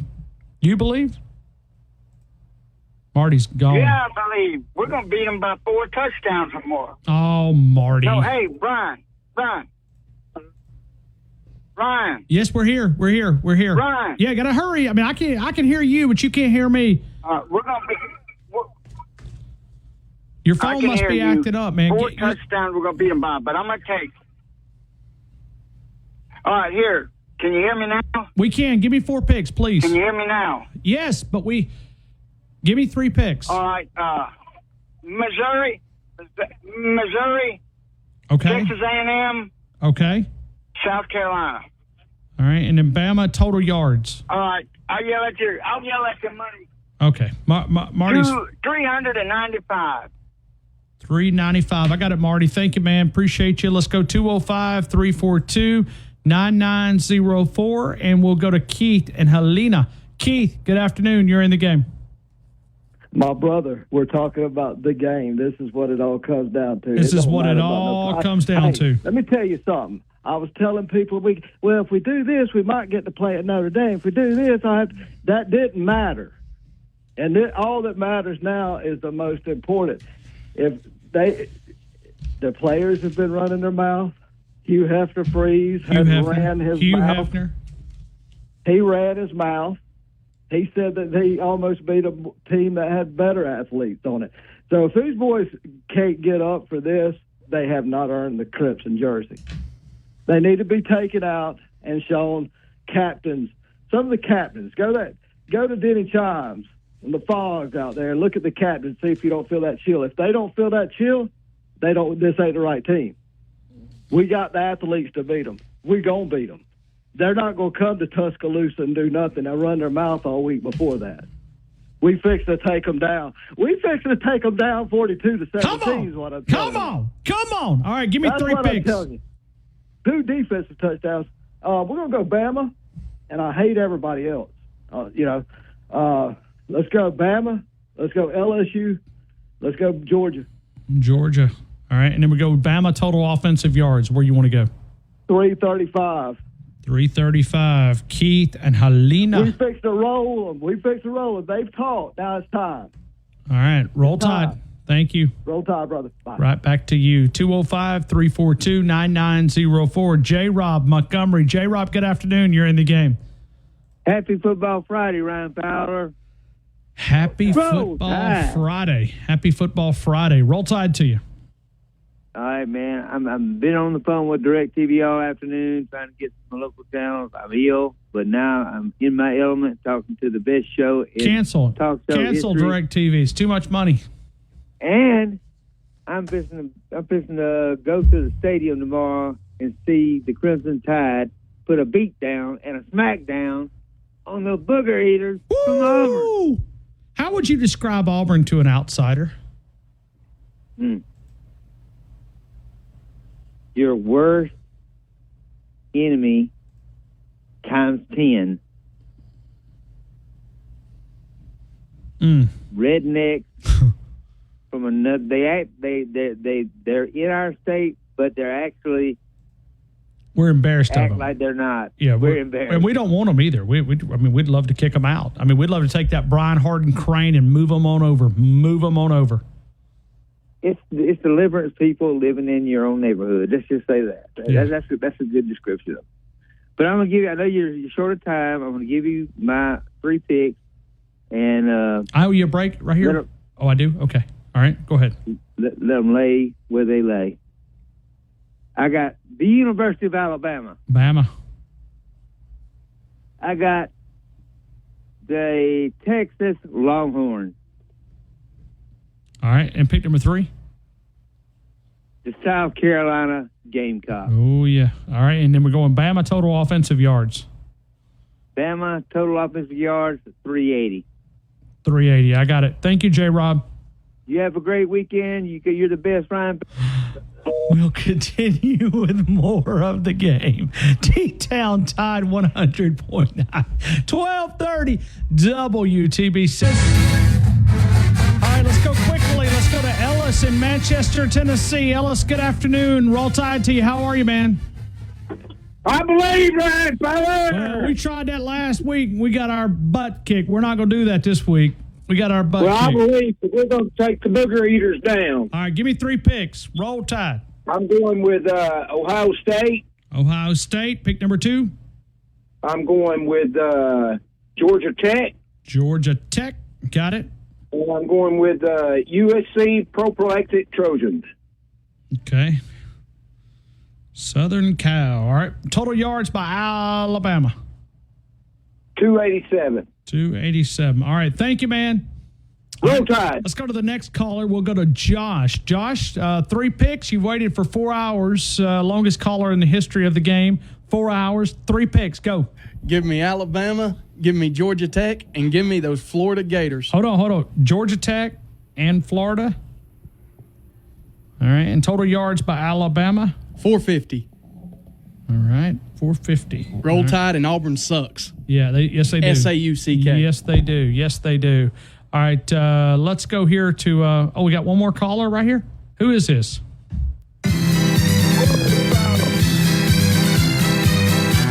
Who is this? Who is this? This Bama Nick. Bama Nick. Hey, we got to get Jesus his plug, man. We got to go. I didn't know it was you. Yeah, hit the Trogs one more time. No, we got to go. We're out of time. Hey, I remind you that we call this program The Game, and the only way you can win the big game, the game of life, is to walk daily with our Lord and Savior, Jesus Christ. Big thanks to our law enforcement officers, EMTs, firefighters, first responders. Roll Tide. I like Alabama to win the game. I think 31-17. I like Alabama to win the game. I think Jalen Milroy's going to prove you guys